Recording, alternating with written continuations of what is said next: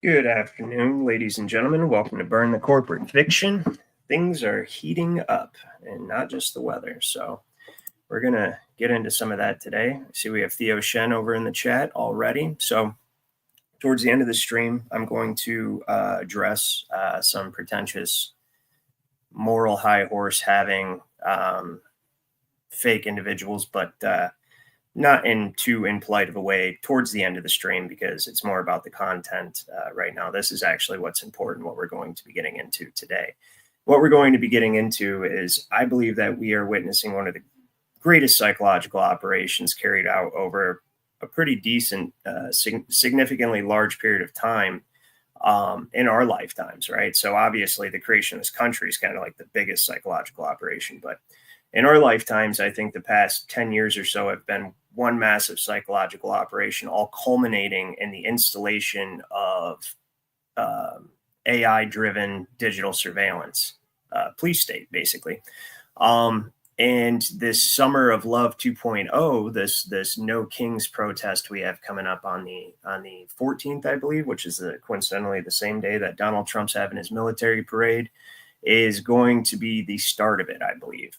I'm not saying for sure, but if something or if anything is to happen, this is why, right? And we're going to get into exactly how that's going to be used in a Hegelian dialectic kind of way to install this police state. And we're going to go through some of the contracts and the big beautiful bill. We're going to go through some quotes by the CEO of Palantir. We're going to go through, we've got a bunch of Laura Loomers calling for Palantir to be used against illegal immigrants. And anybody who's heard of Palantir knows what Palantir is. It's probably the most powerful artificial intelligence company on the face of the earth. But before any of that, let me go ahead and welcome up Corbett, or the Unidozer as he likes to go by. How are you doing, Corbett? I'm good. Welcome. Right on. What do you think about this this No Kings protest and this I'm calling it the No Queens protest. And why are you calling it that? Because, I mean, from everything I've learned, we're sovereigns without subjects, and sovereign means king. I find it ironic that they're trying to convince a lot of people that we need no kings. Well, we're all kings, if you think about it. Well, it's exactly, at least in this republic, and you do bring up a good point. It is about, the whole diversity, equity, diversity, equity, inclusiveness, or whatever, is all about the elimination of the masculine principle of society. Because if you look at it in a perspective of law, you could say that the feminine aspect of law, even though it's not technically law, is equity, which is what they're trying to make everything. That's supposed to be the one where it's up to the conscience of the judge and his compassion, which would be considered sort of a feminine quality, whereas the law is just strict, rigid, and this is what it is. And I think that's a good correlation. I see that we have El Piro with us. Here I am. There you are. How you doing, man? Good to see you guys. I'll put a link up in just a little bit as soon as we get rolling into this stuff for if anybody else wants to join. But before I even get into any of this, I wanted to share a video with you. I thought that is quite pertinent to even why they are setting up this digital surveillance state in the first place. So without further ado, let me share this real quick. And I'm sure El Piro, you already know this, and Corbett, you already know this as well. But this is a pretty cool video. Now, it's made to be, it's kind of like one of those cheesy, like, oh, this guy, listen to what he's talking about. But what this guy actually says has been said before by the Emperor of Japan as well during World War II. So understand that 120 guns per 100 people is... First of all, that's registered. Because I got like 5 unregistered. So there's that. Let me tell you a little story. I was military for 23 years, and we go TDY, which is a temporary duty, which means you go over to another country or somewhere else and you do some work. I was talking to a Russian general one time, and there was a whole bunch of us, and we were hanging out, and can't tell you where it was, but let's just say I asked the Russian general, I was like, why didn't World War III ever kick off during the Cold War? Because he was an old general and he'd been around for a while. He looked at me without question and said, we were never scared of your army. We were never scared of your military. That's not what we were scared of at all. They said, our contingency plans always accounted for your military. But no matter what we did and no matter what we planned, we could not account for the hundreds of millions of people that had firearms in your country. So no matter where we landed the troops, they would be landing under fire. There was nowhere safe for us to go. And every contingency plan, absolutely, we lost. That's why we have the Second Amendment. That right there is the very same thing that Emperor Hirohito said after during World War II. He said that he never invaded mainland North America because behind every blade of grass there would be an American with a gun. Make no mistake, that is absolutely why we didn't end up like Australia, China, Canada, even England right now, Great Britain or United Kingdom, whatever the hell it goes by these days. We're not like them, where people are getting arrested for Facebook posts, but they want to, believe me, they want to. They're frothing at the bit to do it. And that is the purpose for these coming, one of the many purposes for these coming riots, I believe, this Summer of Love 2.0. And that's why they're being allowed to happen. I mean, they're opening. You got a billionaire of Walmart, the heiress of Walmart, is paying for full page ads in the New York Times to advertise this No Kings protest against Donald Trump on the same day that he's deploying, or not deploying, but having a massive military parade. And he's already come out and said that you'll be met with massive force in these areas if you protest this parade. So they're calling for this protest in all these major cities, and this is going to serve three main purposes. First, as Keith had so aptly pointed out, and let's see if I can pull his comment. This is the main and most important thing. Is the first law of all things is identity, which is relative to each individual's definition of the same thing. So they want to permanently integrate you with the identity that, not the identity your parents gave you, not the identity you inherited from your bloodline, right? Through the ages, but instead this corporate fiction that they've created to you that's attached to a social security number. It's called the legal entity identification, or LEI, right? And while you have adopted that LEI, you are a trustee of your own estate, and trust can only be adjudicated in equity, not law. And in equity, the judge is God. So while you are always only a trustee of your own estate, you only ever have access to enforce equitable rights in your estate. And that is entirely up to the judge whether or not it's equitable. You don't have access to law. You don't have access to common law rights, which would be your natural rights. You don't have access to that while you're using that identity. That identity you have to look at as a separate person. That identity doesn't have access to common law rights to property, because that identity has been mortgaged, right, to secure the issuance of Federal Reserve notes and the rest of the securities that underpin this entire security scheme. If they're able to biometrically lock you in with artificial intelligence into that LEI, where you can never extricate yourself from the mark of the beast, which I believe is a social security number, then you will forever be trapped in a corporate fiction. That's the first and primary reason. The second reason is what that gentleman I just brought up. The guns. They need to compile lists, databases of dissidents who are armed, so they know exactly where to strike and when to strike when necessary, right? It takes the mystery out of it. They're able to now, using artificial intelligence, figure out exactly what it is they would be up against if they decided to impose total tyranny, which they do intend to do.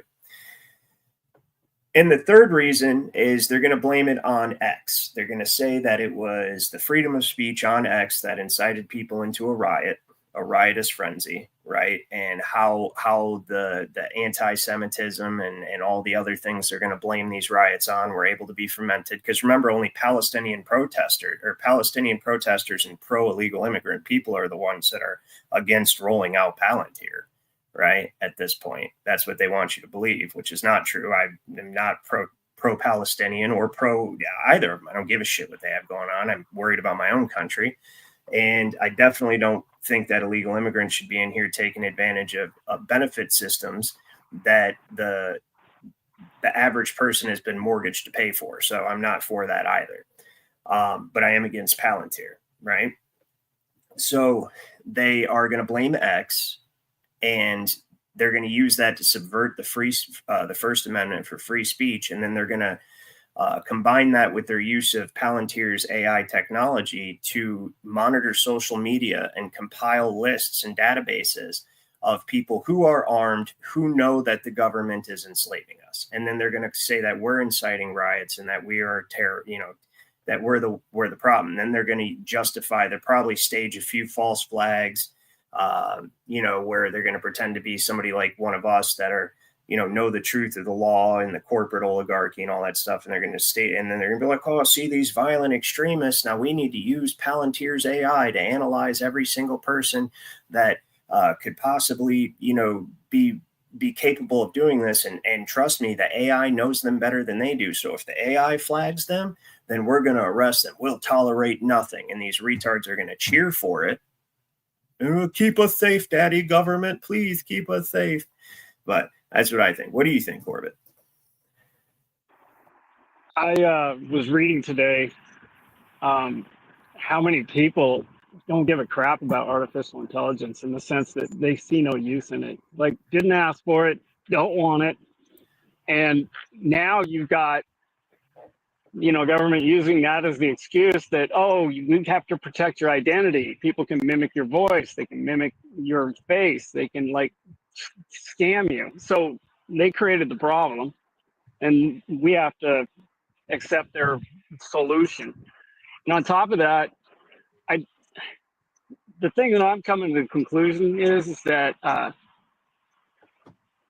would rather just develop an app with artificial intelligence, and it will mimic my voice, and it will run in the background on my phone, and it will basically scour the internet for all the way from Barbie dolls to Depends diapers and create such a fucked up profile that you won't even be able to figure out who the fuck I am, whether I'm man, woman, child, adult. You get it? I do, actually. It's very clever. That's an interesting idea. I've had this idea for years. It's just seems so simple. I'm just too lazy to go and do all the stuff with my thumb.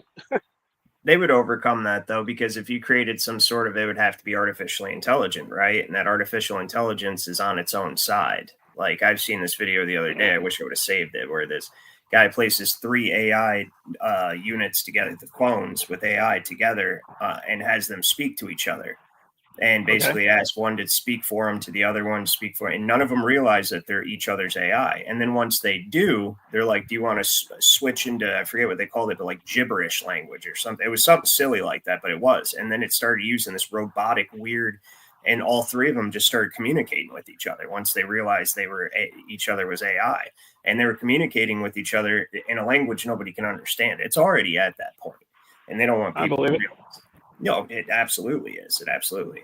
I see you over there, Brian and Ulick, and everyone else who may have joined us. Jerry, I see you. Yeah, if you guys want to join or you want to come up and talk about this, but so yeah, the AI is already at that point, but the danger is, and the necessity of it is people are going to ask for this.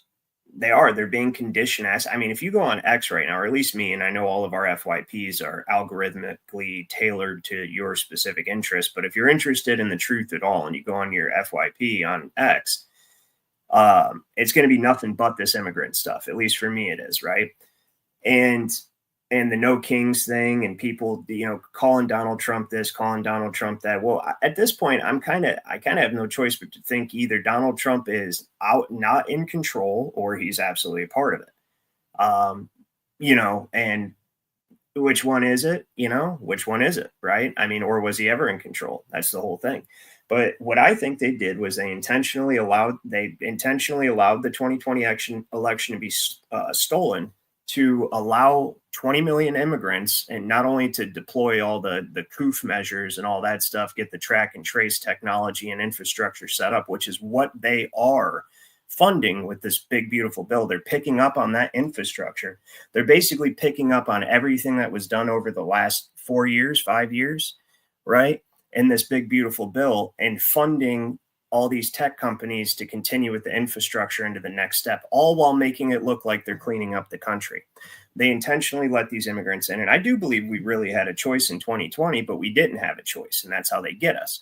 They say, okay, they let in all these immigrants. These immigrants sat in here as a ticking time bomb. And they're like, either Kamala and the Democrats win, and the immigrants will be activated, and they'll drain the economy. They'll break the economy. And then when the time comes, of course, they'll fight with the side of the invader because they have no loyalty to our country, and China will take us over. Or if by some chance Donald Trump wins, this is our contingency plan. And our contingency plan is we'll use the ICE raids and all the military activity of getting these immigrants out to stir the immigrants up and have them riot, right, and destroy these cities, which will justify Trump deploying the very same technology that China has and all that stuff, right, into these cities to track and trace these people, to capture these people, and then to make sure no riots or any kind of uprisings happen again. That's a bad thing. That is a bad thing. People look at, well, why would we want riots? Well, what happens when your government takes its mask off and you find out that it's just one big tyrannical corporation that's been trying to enslave you the whole time? right? Do you want the government to know who you are, what you believe, and how many, firearms you may have? And well, arms, because firearms are a commercial term. This was a big Hegelian dialectic psyop. That's what this was. And they've been quietly in the background, like an operating system, setting up the infrastructure for this thing the entire time. And now we're witnessing, here's where they want to kick it off. Here's where they want to kick it off, right? So let's look at some of the contracts in this big, beautiful bill, shall we? Share screen. And we'll get back to the whole thing. It's funny, you can see the flip-flop from 2023 till now and the attitude towards Palantir. Oh, and let me add to that before I even get into looking at these contracts, right? Let me add to that's the reason that Elon Musk and Donald Trump are fighting. The funny thing about that whole situation with Elon Musk and Donald Trump is Elon Musk had 120 days or 180 days as a temporary government employee. And he created Doge. But, well, first of all, you have to look when the assassination attempt happened in Butler, Pennsylvania, because they were really planning on Kamala winning, right? But then once they found out, once the assassination attempt happened, rallied the country behind Trump, they're like, oh, shit, Trump's definitely going to win. So immediately, Elon Musk uses that as an excuse to jump bandwagons and go over to the quote unquote party of common sense. And then now he's fighting the woke mind virus and all this other shit, right? And he's one of us now, one of these conservative thinking people, right? And so he's buddies with Donald Trump, and he says he's going to use his tech brilliance and resources to clean up all the wasteful spending and corruption in the government, right? We'll save $1 trillion, right? Within the first 180 days and all this stuff, right? Look, okay, cool, that sounds great. And then what does he actually do? He does find some stuff. I reported on it, even like the Social Security, the remainder man stuff going on with the Social Security and all that. He didn't provide receipts for any of it. He probably only eliminated about 180 billion or something like that, just a fraction of what he said he was going to. But what he did do was he set up all the AI infrastructure in those government positions that he recommended be eliminated and pointed out as being inefficient and fraudulent, and gave the current administration the excuse to place that stuff under artificial intelligence and automation, right? Which would be things like Social Security, record keeping, all that. So him and his Doge team created a massive AI infrastructure within the government right under our noses, pretending like they're helping us, right?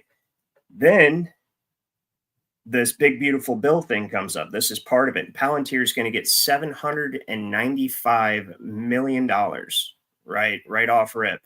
And this isn't the only contract that they have, okay? And the crazy thing about this is that they get, that they're not the only company that gets them. But let me get back to what I'm saying. So this big, beautiful bill comes out. New York Times runs an article and says that Elon Trump is selling out the American people to Palantir to create a artificial intelligence run database and compile, dossiers on all American citizens. At the same time that came out and people started buzzing about that all over X, the people that hate Trump and are Trump deranged and all that. So people picked up on that, started reporting on it. And then all of a sudden, Elon Musk says Donald Trump was on the island. Same time. And then boom, everybody stops talking about Palantir. And then right after that was going on, the LA riots erupt. And now nobody's talking about Palantir, right? And now the very thing that's keeping you from talking about Palantir, keeping people from talking about Palantir, is going to be the thing they use to justify setting it up. Okay?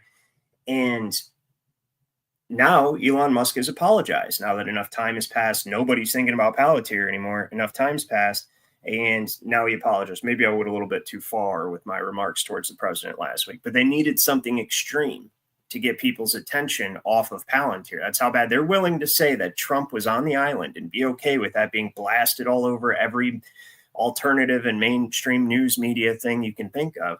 They're okay with saying that. You have to think about how seriously important it is to them to not have you talking about Palantir, which is why I'm fucking talking about Palantir. Right? What do you think, Corbett? I think Elon Musk has access to the Palantir databases, and that's where he got his information. Well, it's funny because Elon Musk, obviously, Peter Thiel, who's the co-founder of Palantir, and Jeffrey Epstein, like all these people are all in the same group. Yes. Epstein was one of the biggest donors to Palantir, one of the biggest funders of Palantir when it started up. Epstein was, which means that, what's his name? Wexler, or what is his name? Wex Lesnar or something? The one the guy behind. Yeah, I know. Yeah, at the University of Ohio. Now, what's funny about Ohio, so Palantir gets almost $1 billion itself to set up the Maven Smart System software licenses, right? Maven software is basically the brain of this stuff that it's what they call it over here. It's the brain of the stuff they're doing over in Israel. It's what actually gives the AI the capability to compile databases and all that stuff, right? So they're getting that. BAE Systems, all these other, you've got all these other techno companies, and I'll link this. I should have linked it in the description, but I'll put it in the chat so you guys can go through and read it at your leisure, because I don't have time to go through it all with you. But there is one other significant portion that I wanted to share with you guys. And that would be, let's see, this one. So we're talking about Ohio, and this stuff always seems to go back to Ohio. Vivek, Ohio. J.D. Vance, Ohio. Will Duffy, Ohio. Right? Like all this stuff. And Ohio is a major player in the energy infrastructure game. And believe it or not, that includes human resources are considered part of the energy, part of the enemy. Yeah. Energy infrastructure.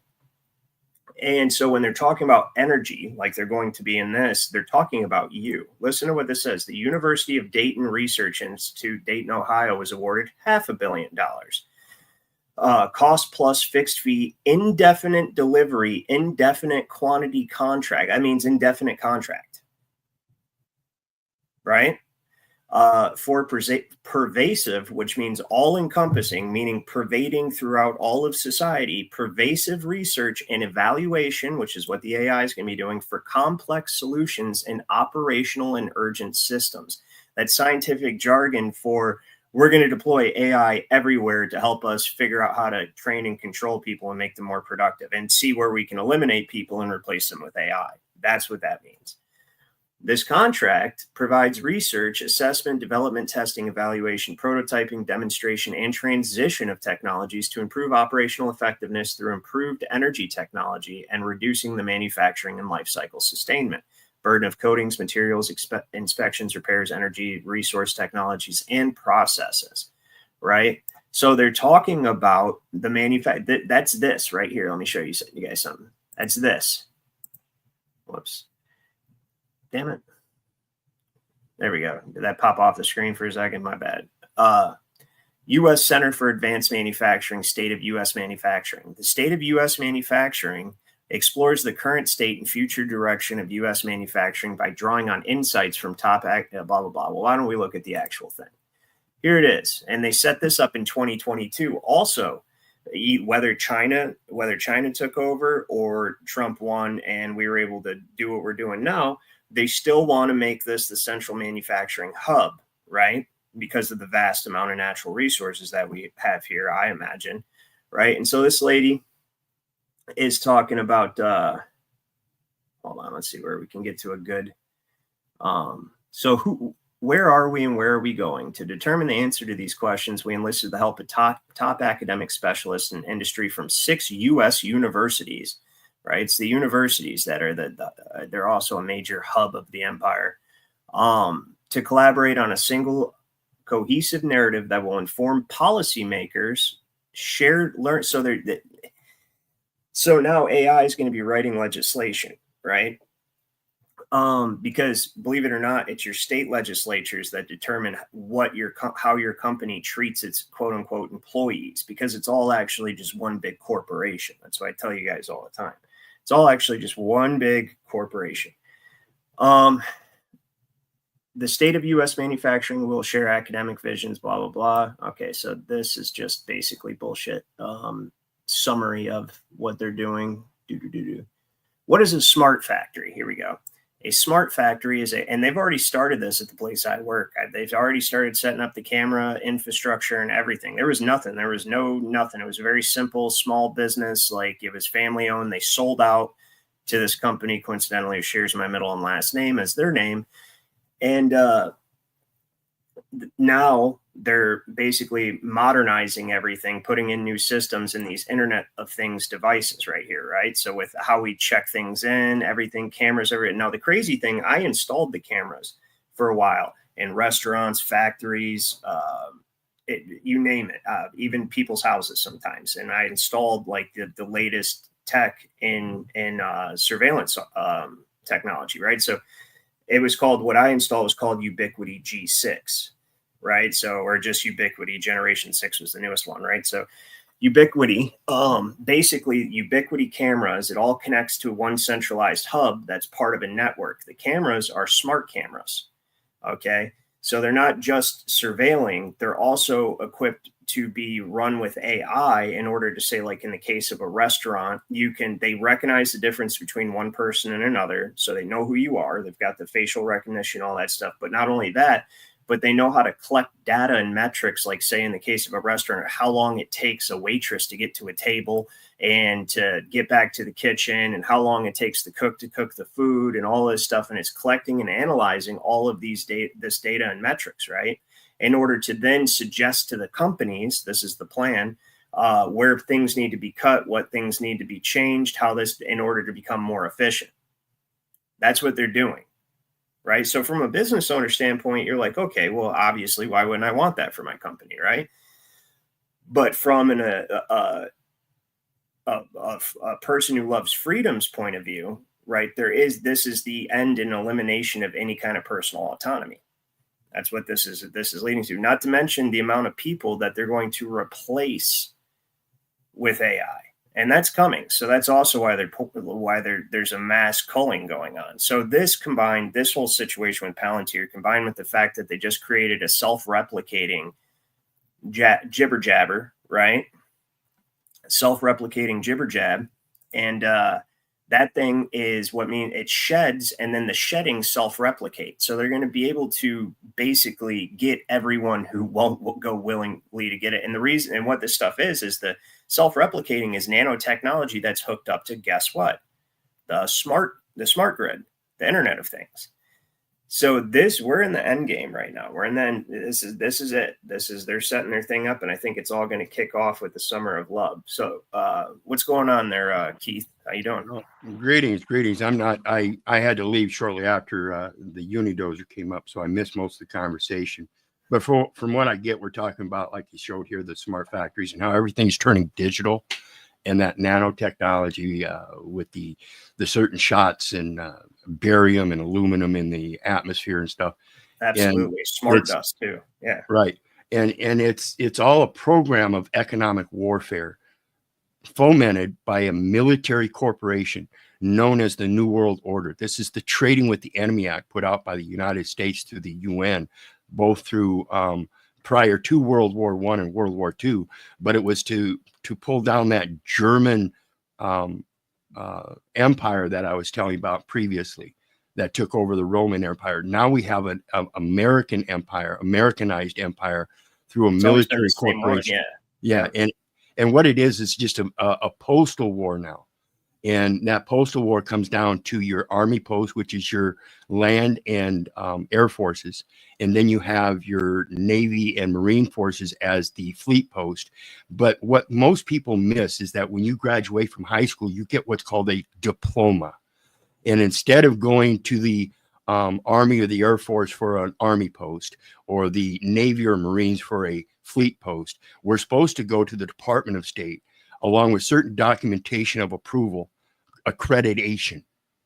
We are already accredited. That's what the diploma says. So we're supposed to technically, in my opinion, be going to the Department of State and claiming a diplomatic post on the international level, and not subjecting ourselves to the state ID and driver license for a contract to do business on the to do state business at the pleasure of the governor. Does that make sense? I agree with you 100%. And here, let me drive a scenario. So, like you had said earlier when we first fired this thing up, and you said that the first law of all things is identity, right? So, you are a living man. I'm a living man, right? I'm not a name. I'm not and I'm damn sure not an LEI, right? But if I am to say that I am a name, or I can be called by a name, it's the one that my parents gave me, not the one that my mother and father gave me, rather, not the one that the state gave me. And so when you're a living man and you're not contracted or subject to any other man or woman or entity, then you have absolute property rights, and you have natural rights. You have access to common law. The LEI is an indentured servant. The LEI represents an estate that has been mortgaged, and the LEI specifically is a trustee of that estate who only has equitable interest in any portion of it. His car, his house, even his children or her children. As an LEI, you only have equitable interest, which means you only have an interest so far as a judge determines you have an interest, because that is what the jurisdiction of equity is. So by integrating you with because now it's not going to stop here. The next thing it's going to do is it's going to go into, we're going to integrate this. Cell phones are a thing of the past. You no longer need a cell phone. We're going to integrate this thing with you, and then it's going to have your identity, your bank account, and they're going to throw it under the justification nobody will be able to steal from you. Nobody will be able to pretend to be you or steal your identity or none of that stuff, and it's going to be safe and secure, because that's how they always sell all tyranny, right? Well, let me give you guys a scenario of how they're going to sort of graduate into this, right? So once they get this stuff set up in all the major cities, because that is what's about to happen, these major protests, Trump or whoever deploys the military, they militarily take over these cities, and then they install military smart technology in these cities, and they say, we don't ever want this to happen again. So we're going to set up, this AI surveillance system to monitor for dissidents, basically, is one potential outcome of this. Well, even aside from that, like what we're reading here, it says that the smart factory requires an internal factory-wide computer communications network to be implemented to connect to the IoT. So now your company, your wherever you work, is going to be connected to a communications network that's connected to every other thing in the world that's all run by AI, right? The Internet of Things is a network of physical objects, devices, vehicles, buildings, even your fridge if you have a smart fridge, and other items embedded with electronic software, sensors, and network connectivity that enables these objects to collect and exchange data. There are several terms that are synonymous with the smart factory, such as Industry 4.0 or the Fourth Industrial Revolution, right? Smart manufacturing, advanced manufacturing, and digital transformation, name a few. So let me run a scenario by you. Well, real quick here, let me interject. This is all this new technology, and understand, I used to build and program computers, so I know it's just a basic language, but it's all repeating the same thing. And what they've done is they fine-tuned it so well that now we have what's called blockchain technology. And what it is, it's a chain of title going back to the origin, back to the source through an electronic means. That's all it is. Absolutely. And for those of you over in the chat that are addressing, I'm going to address that at the end, that situation of my show, because I don't want to interrupt what Keith just said was very on the ball, and I don't want to take away from that. I agree with you. And so let me run this scenario by you.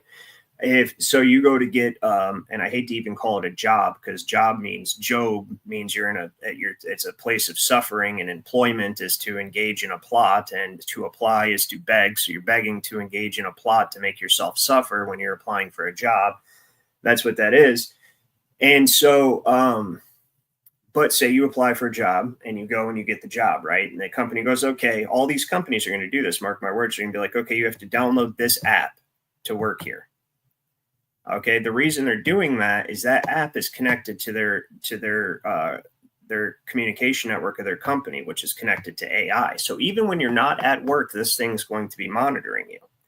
So they could make promotion decisions based on what you do outside of work. They could make decisions on whether or not they believe you're a risk based on your ideologies and your beliefs, say like in freedom and common law, and knowing how they're enslaving us with equity.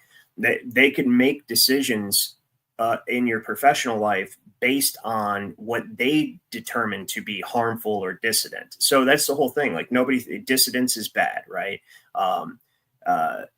Extremism can be bad, right? But who gets to determine what those things mean? Who gets to determine that, right? Well, whoever controls this thing, Whoever controls this, that's who gets to determine that. And so this,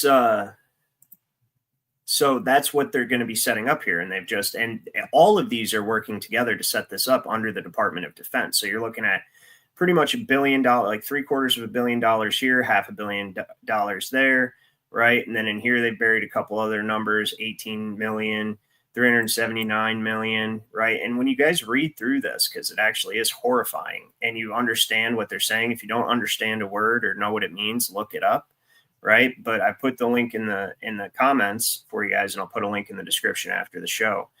But that's what they're setting up. And Palantir is first because it is the brains of the operation, right? The brains of the operation. So let's look. And this is funny how the Republicans have flip-flopped on this whole thing. Check this out. So this is Laura Loomer, the freaking goblin lady or guy. I don't know. What do you guys think? Maybe one or the other. But anyways,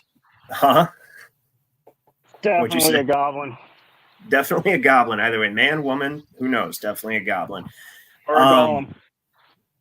But oh yeah, feisty Jewess, by the way, right here in her.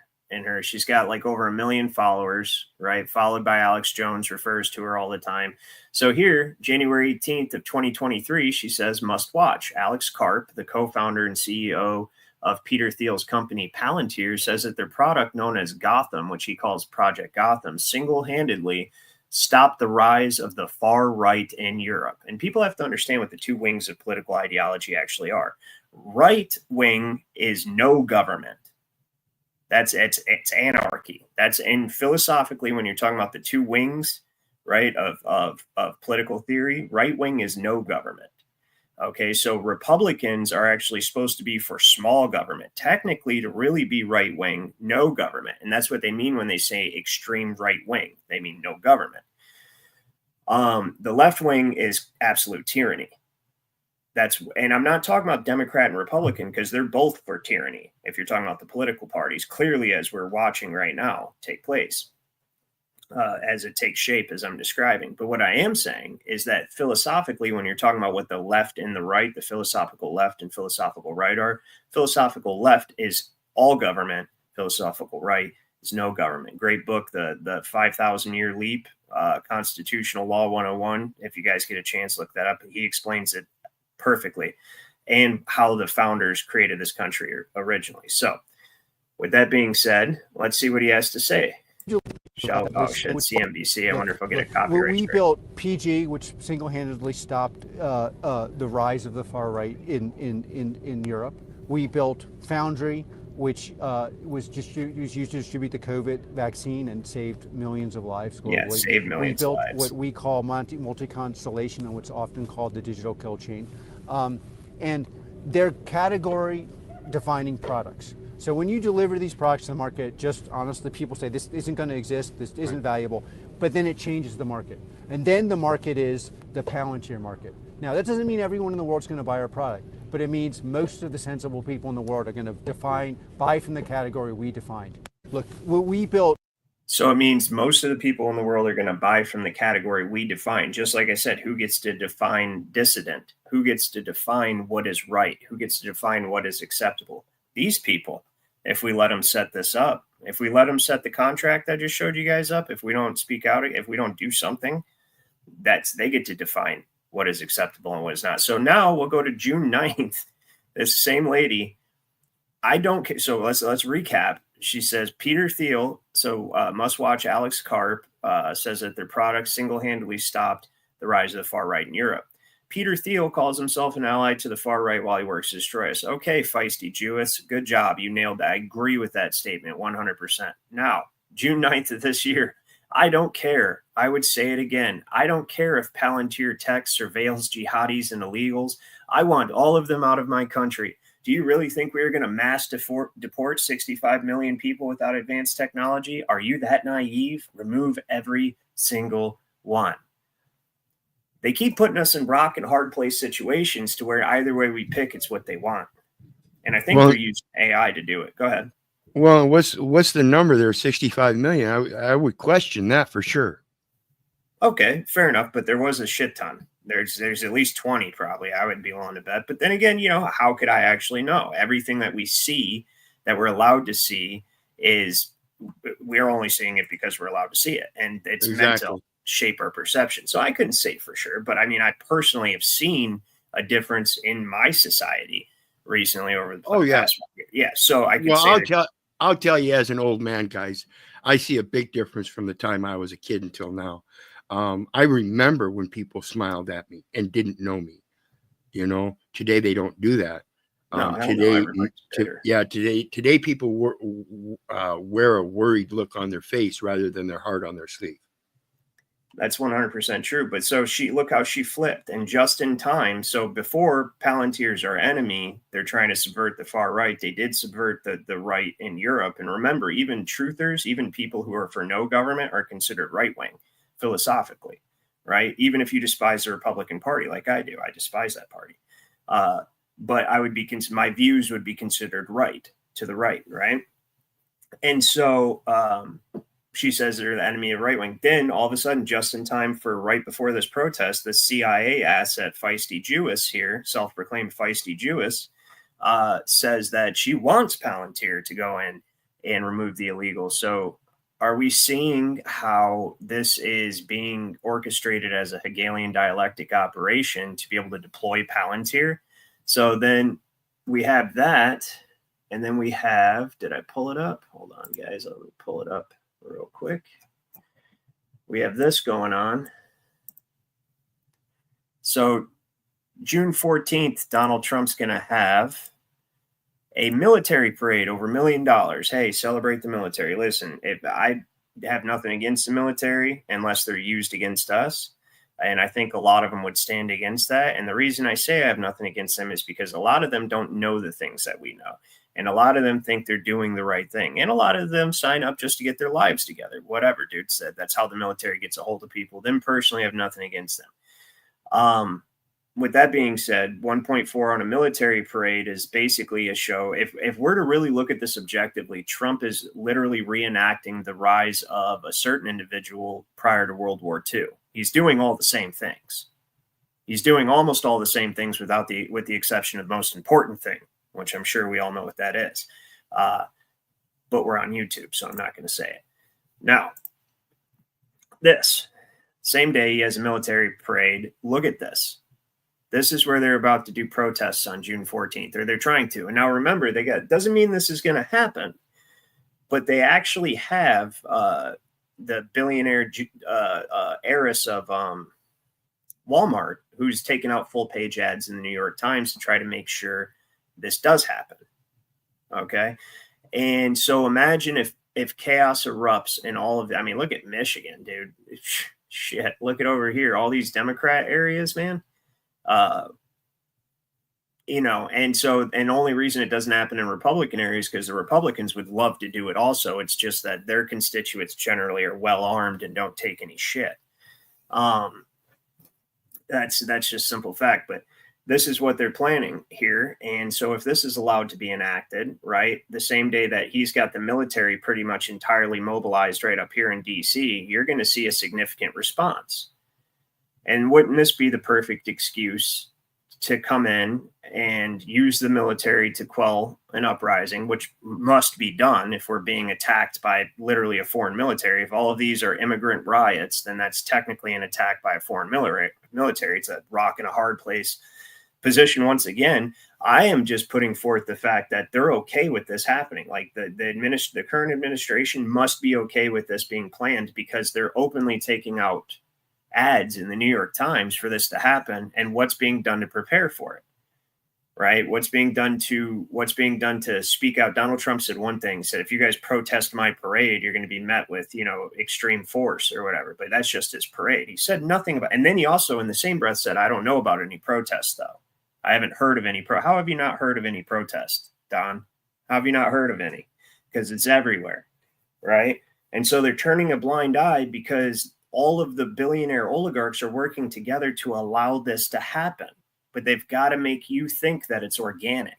They've got to make you think that this is all those evil leftist billionaires are attacking the good billionaires that are keeping us safe, right? But no, they're not. They all want the same end.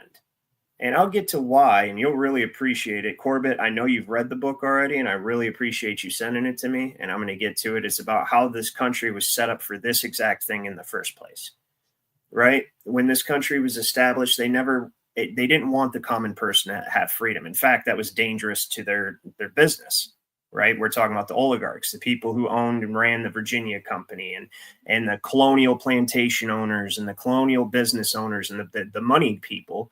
Well, yeah, you spoke about the feudal system. They want to continue that feudal system without a king. Right. So it had to be a kingdom without the king. So there had to be electors to elect somebody to hold the position and then have a bunch of corporate officers underneath them.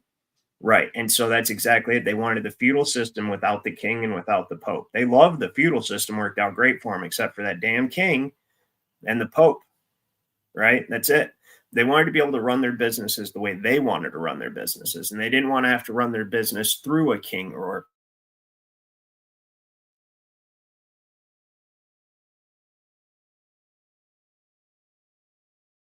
Oops, it sounds like we just lost him.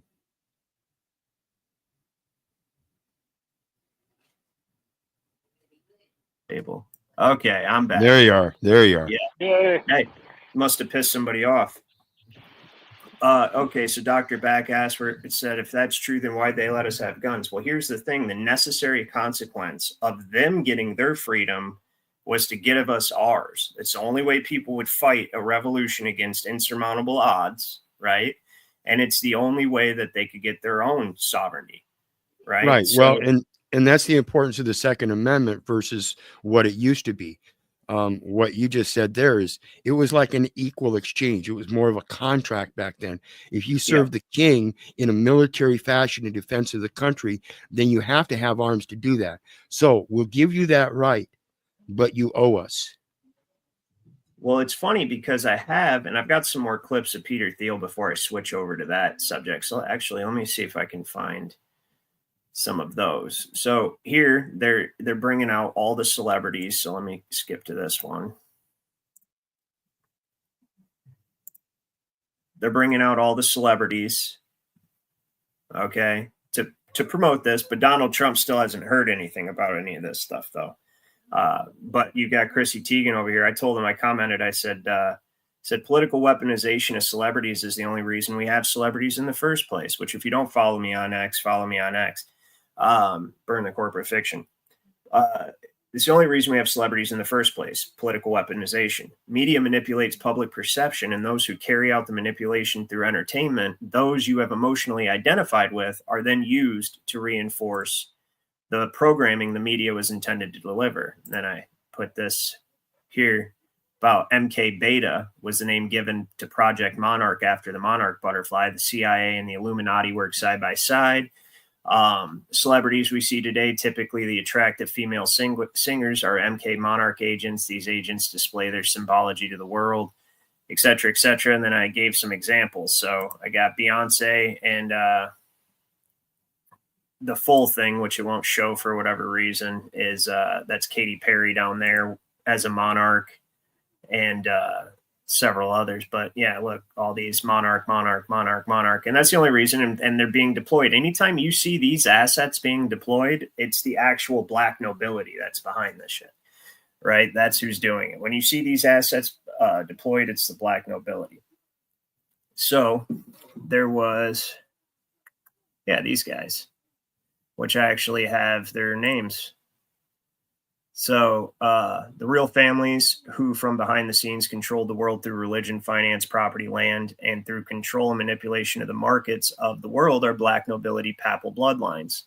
And yeah, that's exactly right. Not the Rockefellers, not the Rothschilds. We're talking about the old money, the merchants of Rome, the Phoenicians, right? We're talking about, whoops, not these guys. These guys.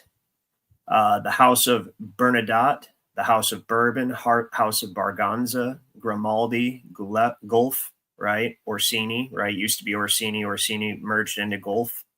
Habsburg, Hanover, Hohenzollern, whatever the hell that word is, Karađorđević,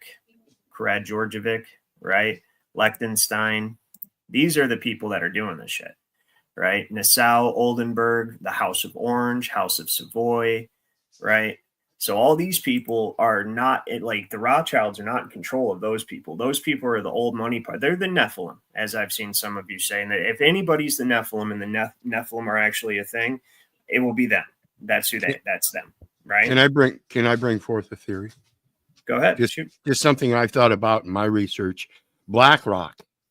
If you guys understand, BlackRock is one of the most notorious of these companies, right? Now, BlackRock happens to be the rock in the middle of the spring of the 4 rivers of the Garden of Eden. Yeah, absolutely. It's the North Pole. Right. And I think it's literally, is that my phone? Oh, my companion left hers.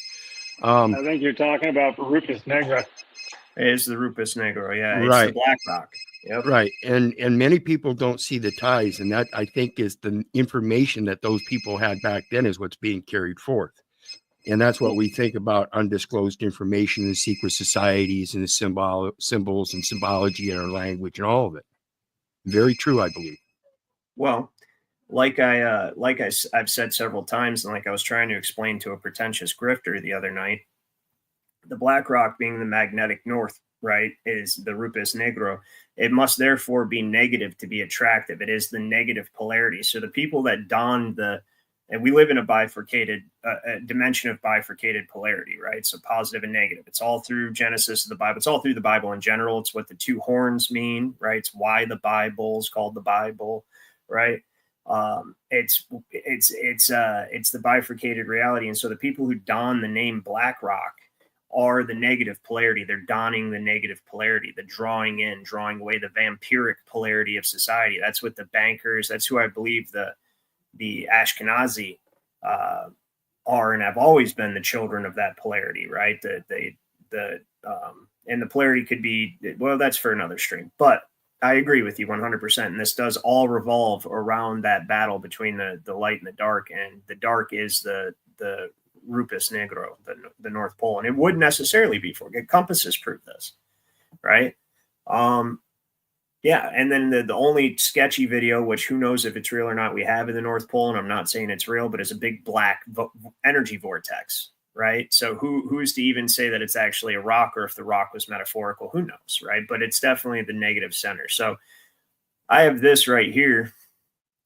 Somebody said, can someone explain to me, Wall Street Apes on X, he says, can somebody explain to me how groups like Reform California have overwhelming evidence that Gavin Newsom and California Democrats paid NGOs to set up the Los Angeles ICE riots, and they haven't been raided and arrested by the FBI yet? And something to add on to that map that I just showed you guys of the No Kings protest, Donald Trump has also simultaneously staged aggressive ICE raids for a shit ton of other major cities all throughout the United States. So it's literally the kicking the hornet's nest, and then they're funding the hornets to be hornets. So the right is kicking the hornet's nest, and the left is funding the hornets to be hornets. Like, oh, hey, you guys need some bricks and some Molotov cocktails and stuff over here, right? And Donald Trump's like, the Republicans are like, we're going to make sure they have a reason to do this because we need this shit to be chaos, order ab chaos. And so I said, and he said, why don't Democrats ever go to prison? And I said, because these riots are intended to justify the rollout of Palantir surveillance and data collection technology.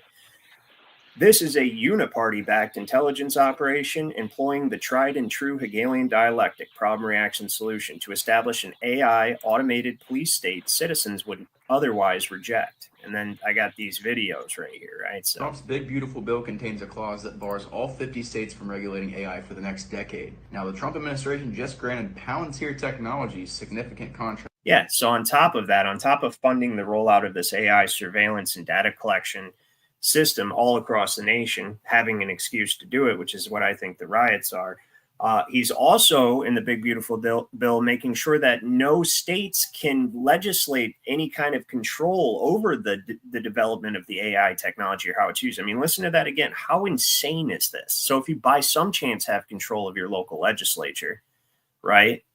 Say you live in a small town, and everybody's on the same page.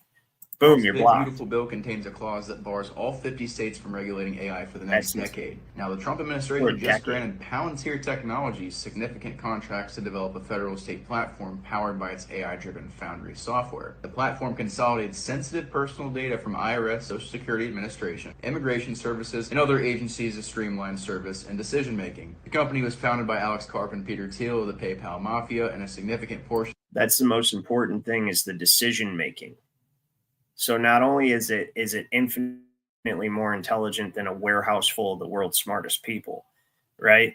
But it's also going to be calculating. So say like it's watching my video right now and what you guys are saying on my stream, Corbett and Keith, right? And everybody, we're talking, and it's going to analyze what we're saying, go through all of our social media history, our data, our personal data, our purchase data, all the information that's linked to the IoT, the Internet of Things, that it has available. And it's going to calculate it's going to know not only what do I think, what do I believe, and what do I want, but it's going to know what I will do and how I will respond to certain stimuli. And then it has access to try to, and which I'm aware of it, so it doesn't work on me, at least not that it's as much as I can help it.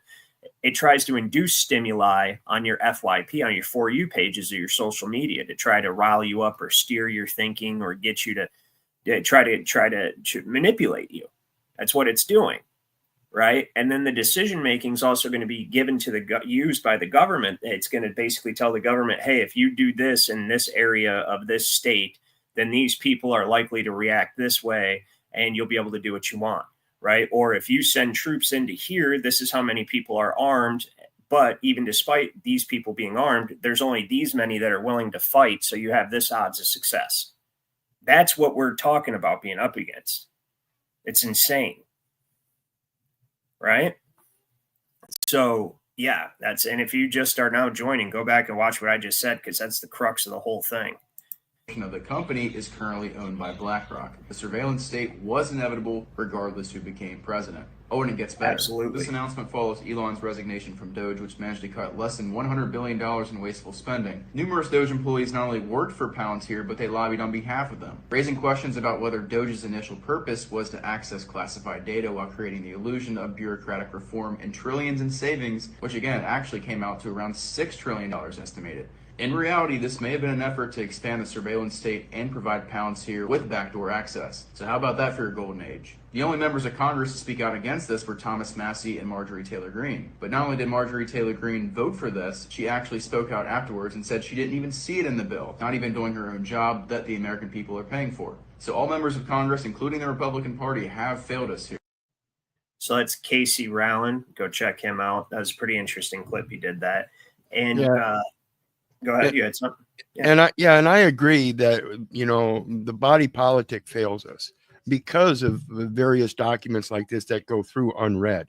And that is the importance of the First Amendment in freedom of expression, no matter where it's coming from, and the petition to redress the government for grievance. The grievance is that you're supposed to be communicating properly. Proper communication means you're supposed to be reading those things. That's the competency of your job. If you're not going to read them and vote them through, then that shows that you just don't care. Well, and let's point out a problem. Let's point out a problem with being trapped solely in the jurisdiction of equity, because at law, right, like lawfully, I guess if you even wanted to look at it as the compact, it is a trust. So I don't know. That's a tricky question of whether or not, but the Supreme Court did operate in law. So here we go. That would be the initial law, right? And telling states that they cannot regulate artificial intelligence for 10 years, which, and the purpose of that, the state itself would never want to. The state itself is right on board with the federal corporation, the corporate oligarchs, and the New World Order. All the states sold us out a long time ago. Michigan especially. UCC. I can't say that long. Well, even way before that, Michigan started setting this up as soon as it became a state.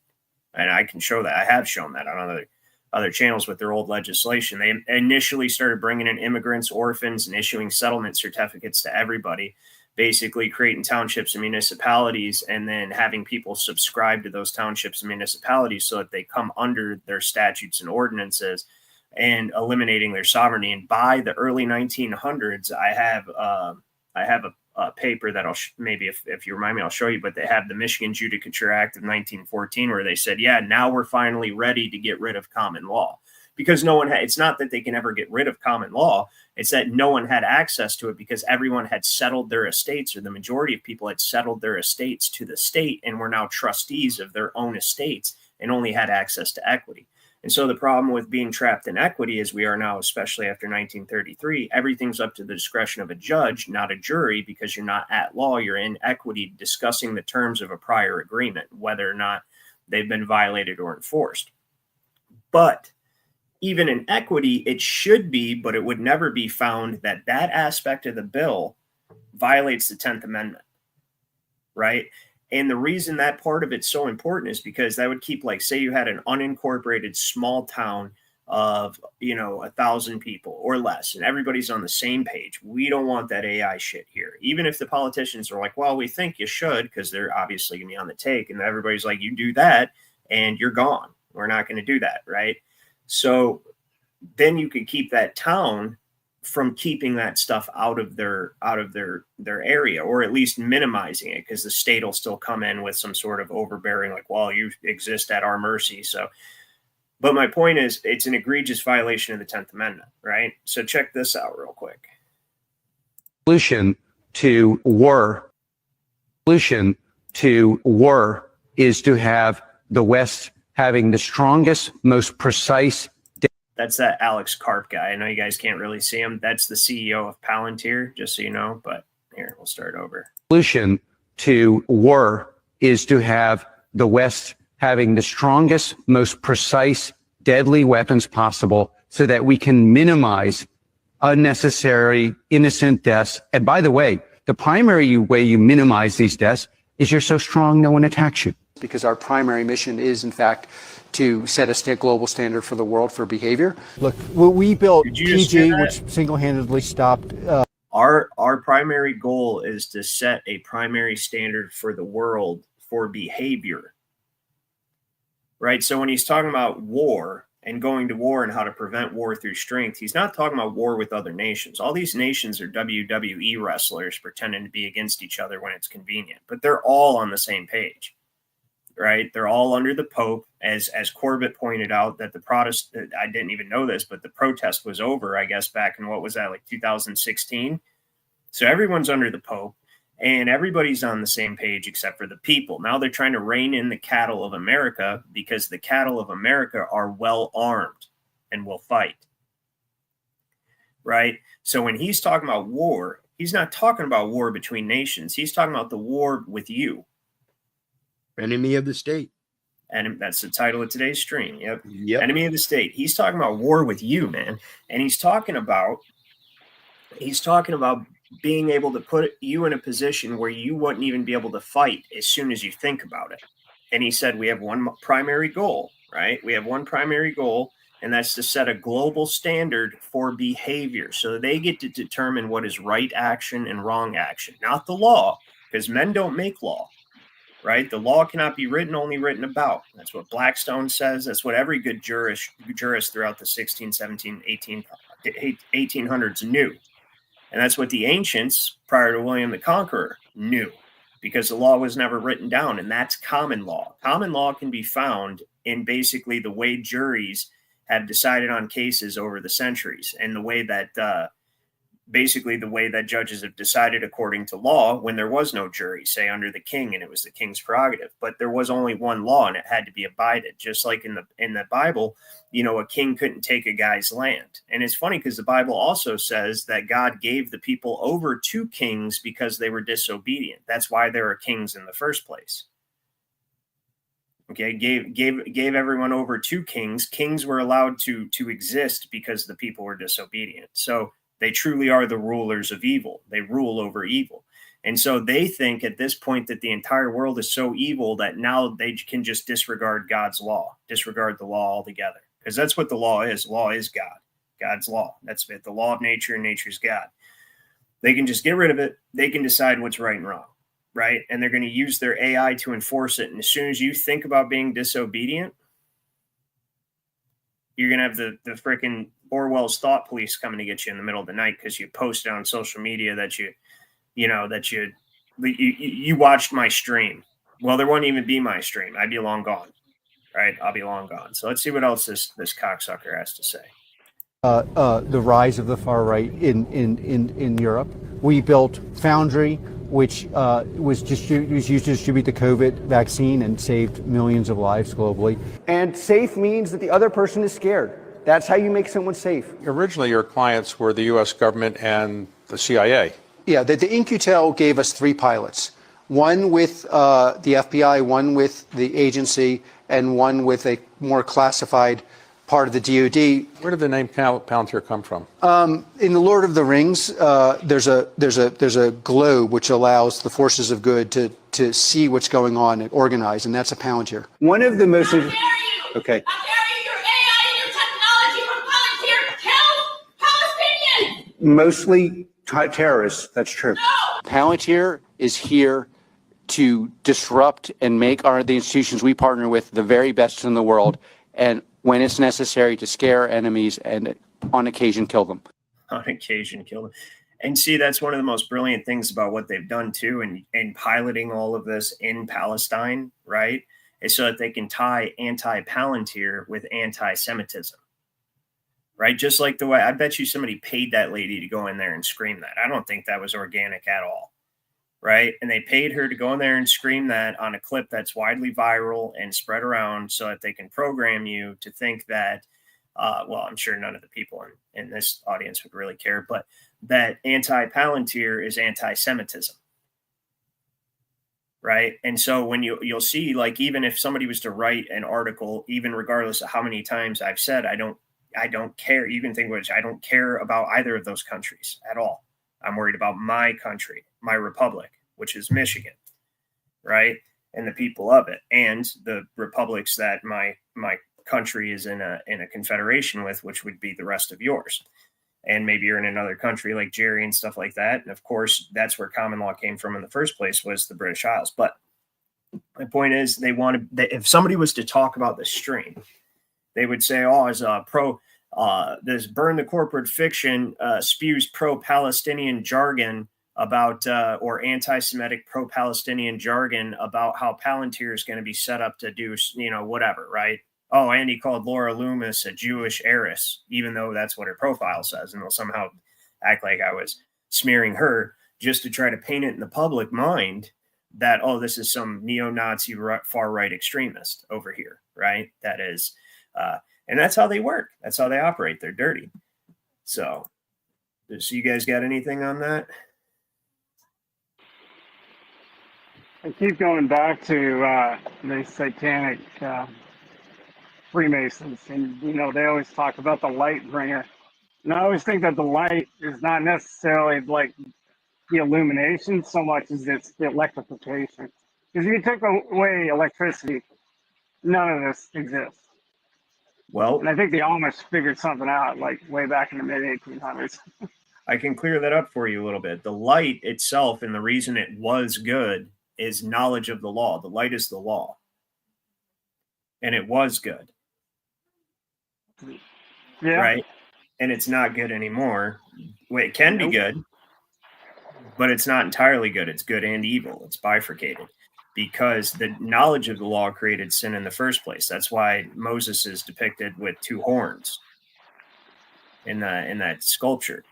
Because then again, that's the 2 horns of the positive, negative, the light and the dark.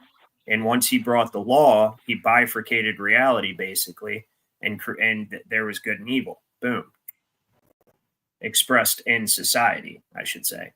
Right? So the knowledge of the law brought sin. And so, and I know some people say that the initial sin was the disobedience, and I agree with that, but we're talking about it as it relates to society. So play this one more clip real quick, and then I'm going to get into the history of how this has been the intention, the culmination of the intention the entire time. But this is interesting. This is Aldous Huxley. This is about Aldous Huxley. Brave New World is a fantastic parable about the dehumanization of human beings. In the negative utopia described in my story, man has been subordinated to his own inventions. Science, technology, social organization, these things have ceased to serve man. They have become his masters. Aldous Huxley's novel portrays a dystopian future under the dictatorship of a world state, where every aspect of human life is controlled, from laboratory creation to the grave. He described the story as fantasy, but later wrote, "The prophecies made in 1931 are coming true much sooner than I thought they would. The nightmare of total organization has emerged and is now awaiting us, just around the next corner." With the rise. Yeah, the nightmare of total organization. That's a one world monopoly, which is exactly what the New World Order is. It's one where, I was picking a kids show, a children's show for my daughter to watch earlier. And I go and I see I got Baby Shark, and then you got Pink Fong, and then you've got Paw Patrol, and you got all these supposedly separate shows, even possibly from separate networks, separate streaming services, whatever the case may be. But they have intermingling shows. And I know it's inconsequential, but it got me thinking. It's all just the illusion of choice is gone. It's not, there aren't separate companies anymore. It's actually the what is it, the 1857, I want to say, Limited Liabilities Act. I didn't pull it up for this stream, but I'm going to go into it. I just want to search it more. But that's actually what the government used with the creation of the District of Columbia to make all of the states, and then within the states, basically sub-corporations or corporate franchises of the federal corporation.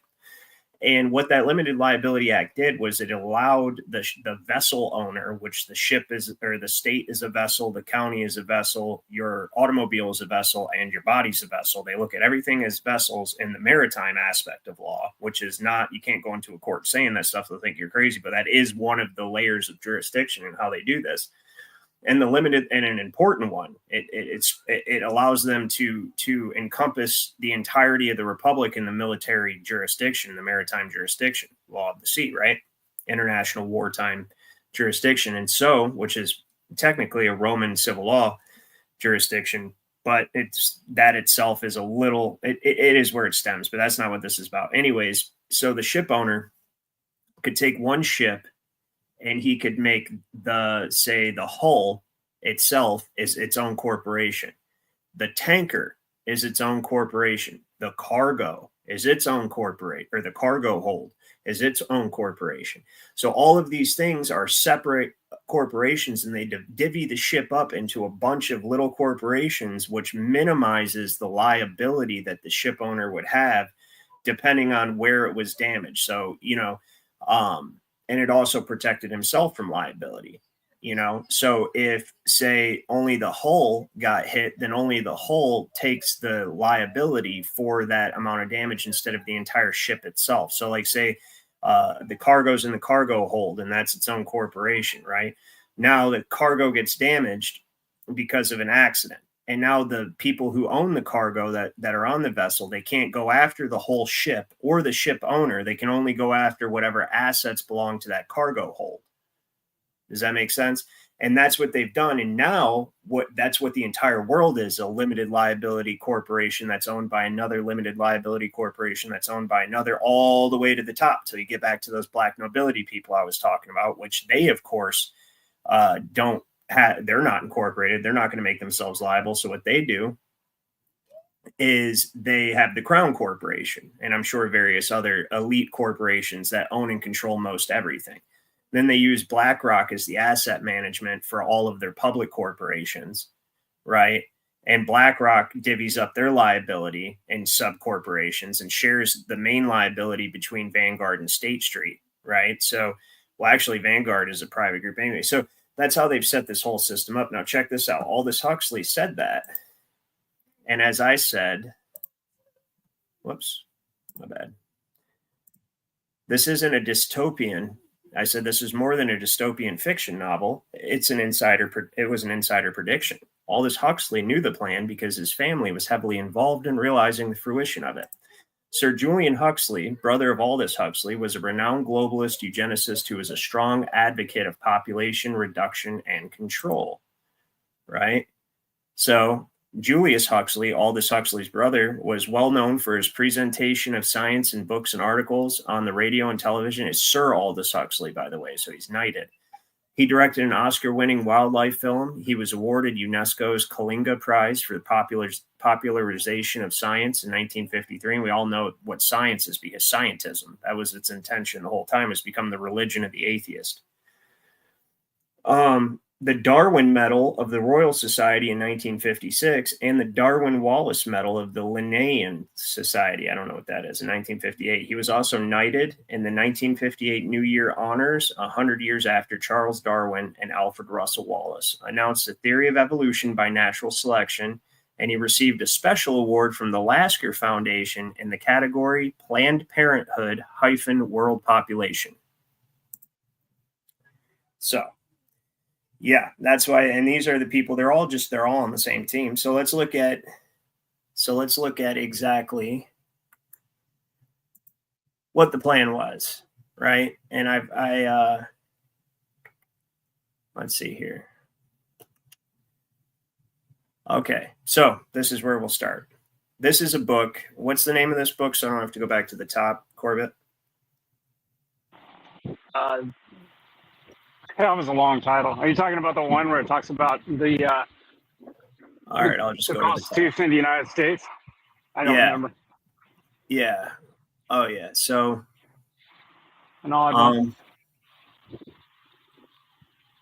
okay, so here, let's start here. In the 100 years or so prior to the war it's basically that the Constitution was a scam, right? And he has the receipts, and I agree with him, because I was thinking this before, or even the founding of this country was a scam. And I was thinking that before I even ever was made aware of this book by Corbett. So once I read this, I was like, oh, this is exactly what the conclusion I'd come to. And I'd come to my conclusion by studying the law.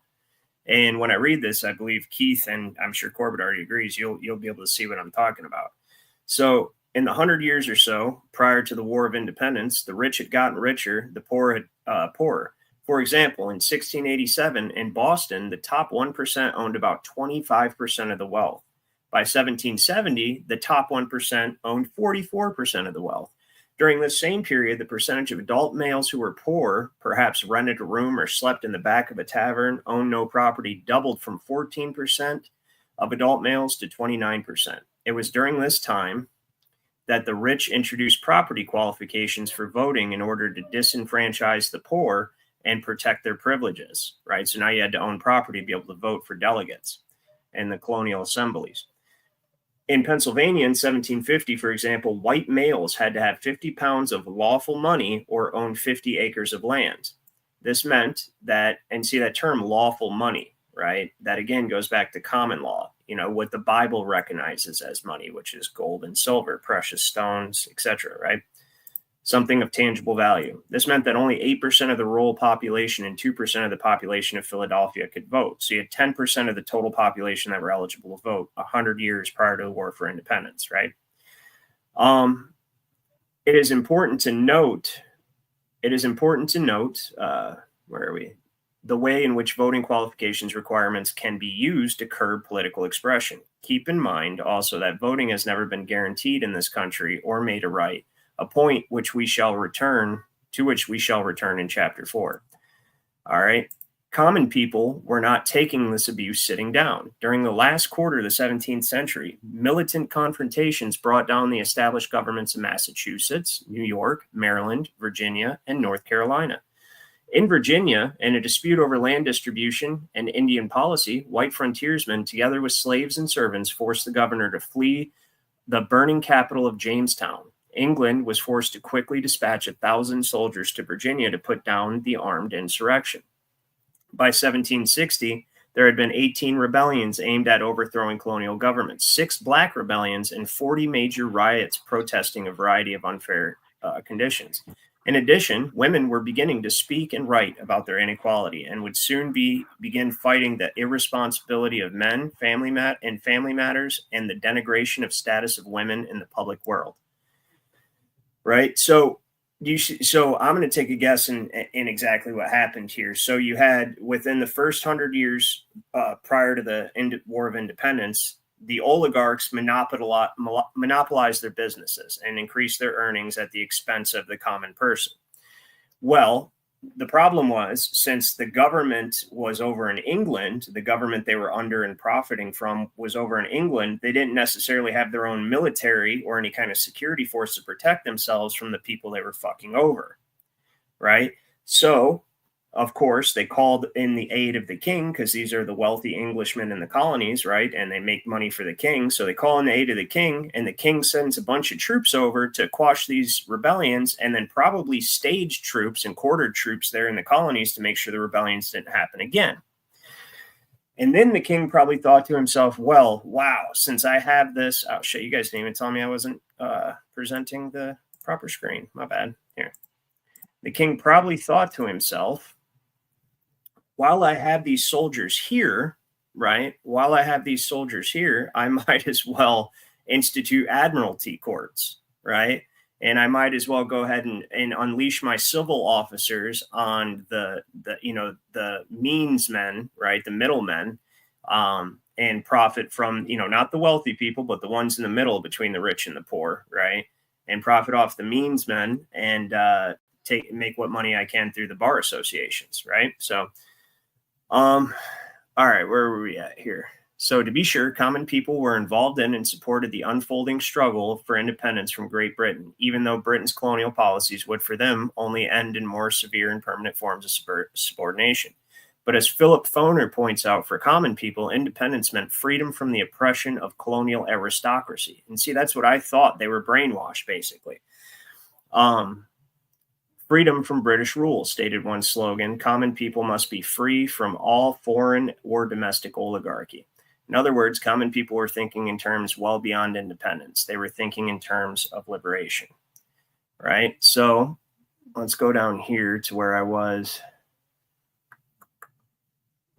Okay. Okay, so here we go. Let's see.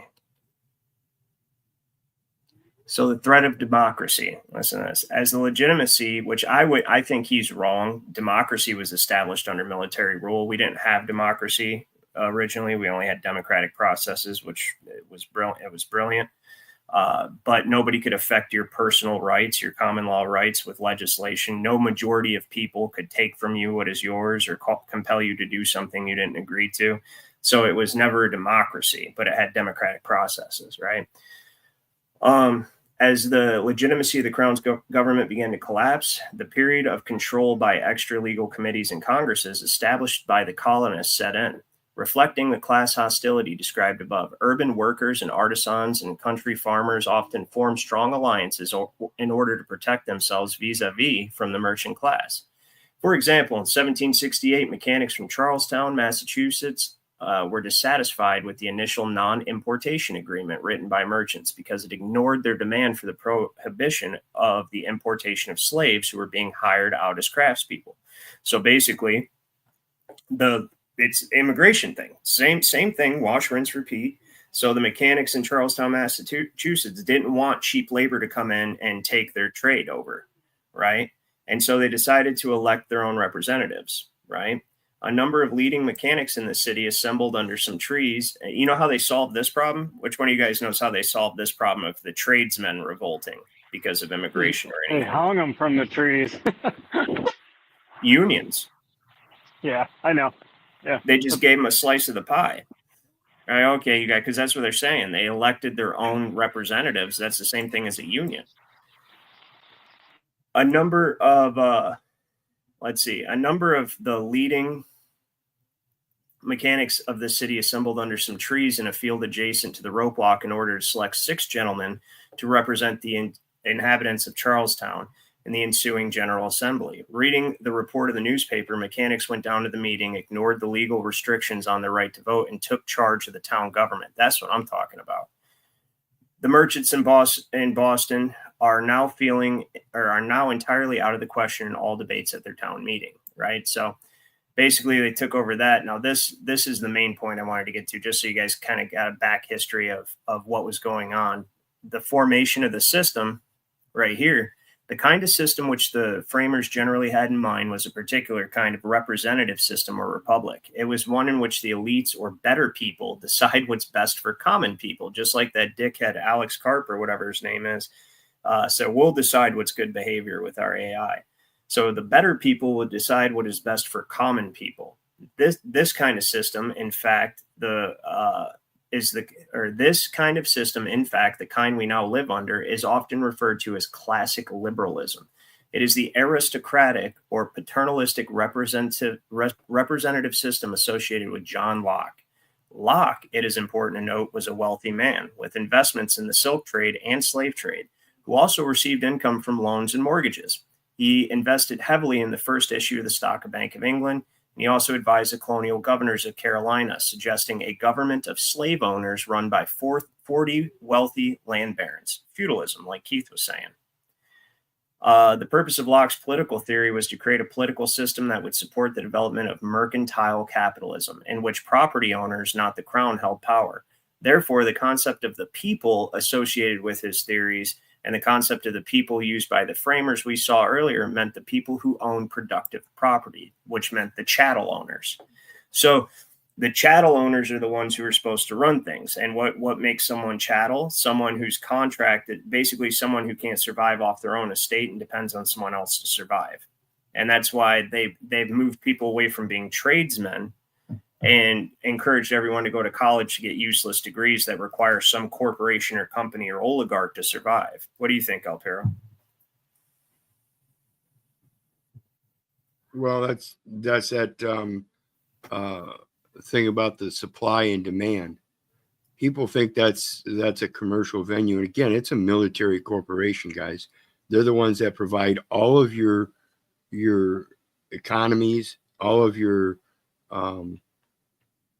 commodities, your fiats, everything. They are the supplier.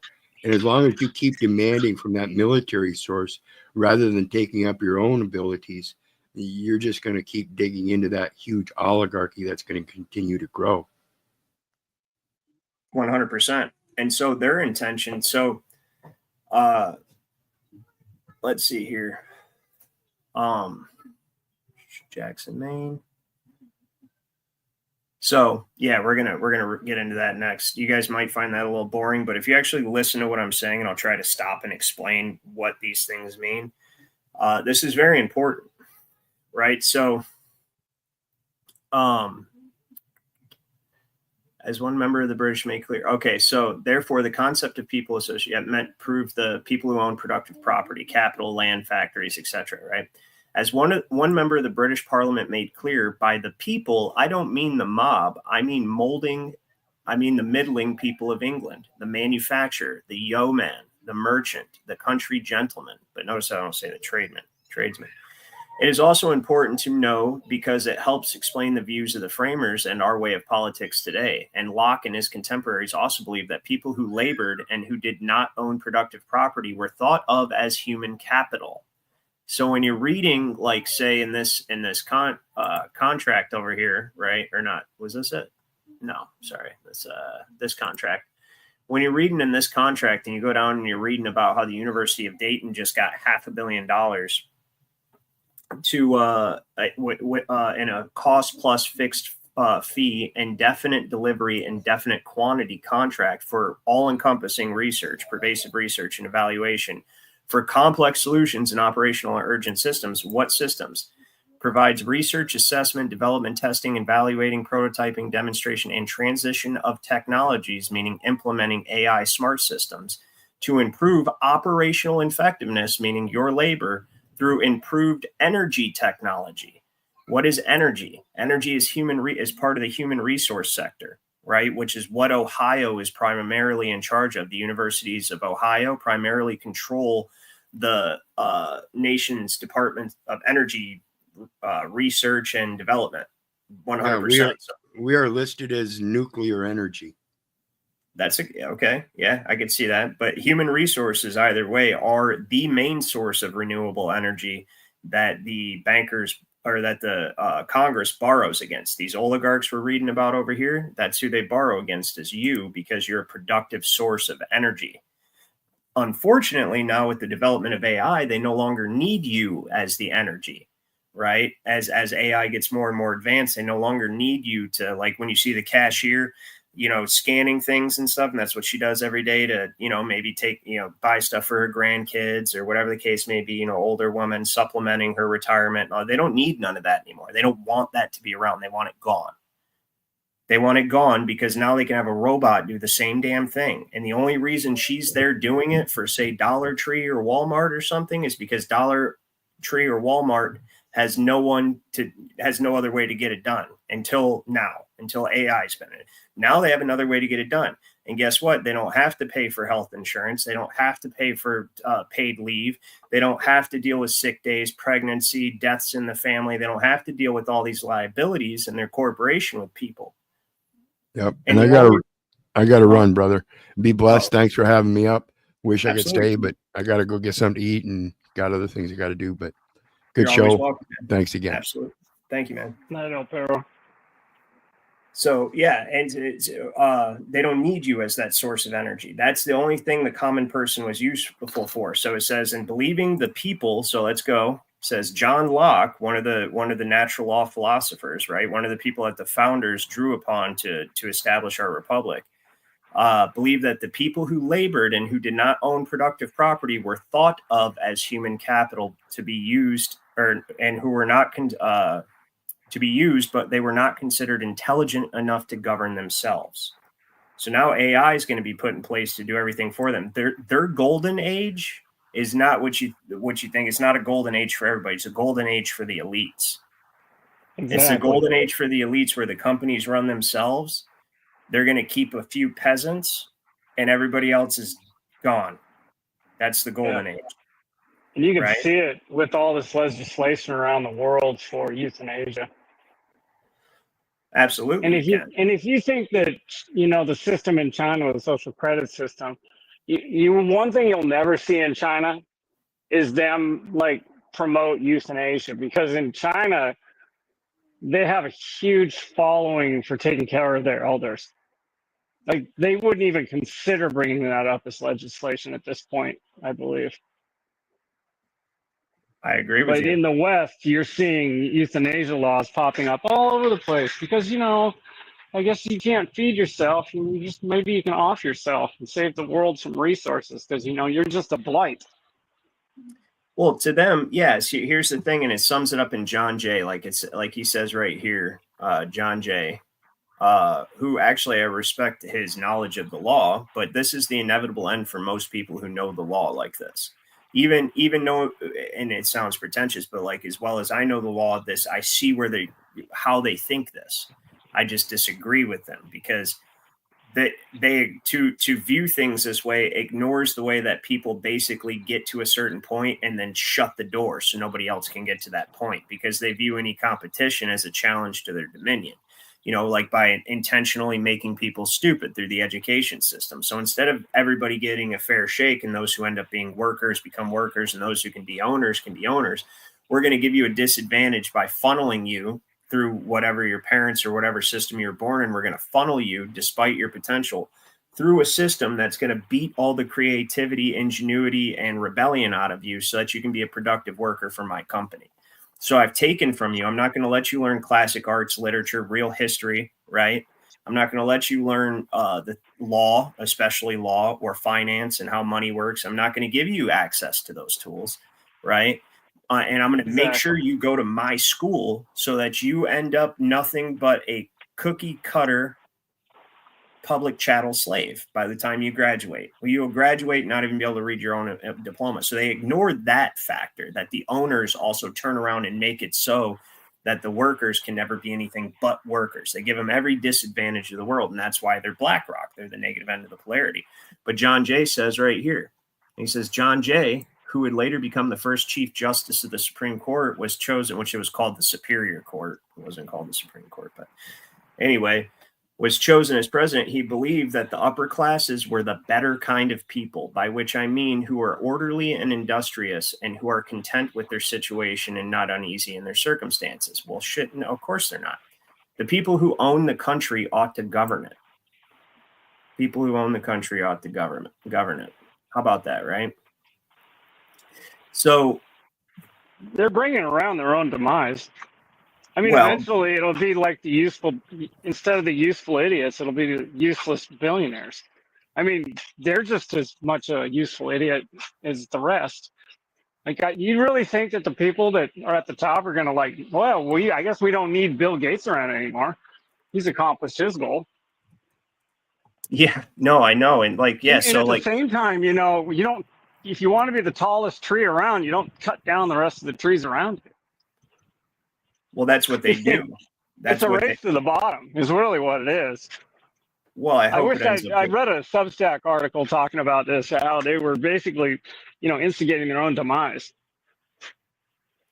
They, yeah, well, see, I hope that's true, but I think that they're in control. So that'll be true only if AI gets out of their control. And if that's the case, then we're all looking at possibly an even more dystopian future. See, AI could be the most valuable tool for maintaining liberty, right? It could be.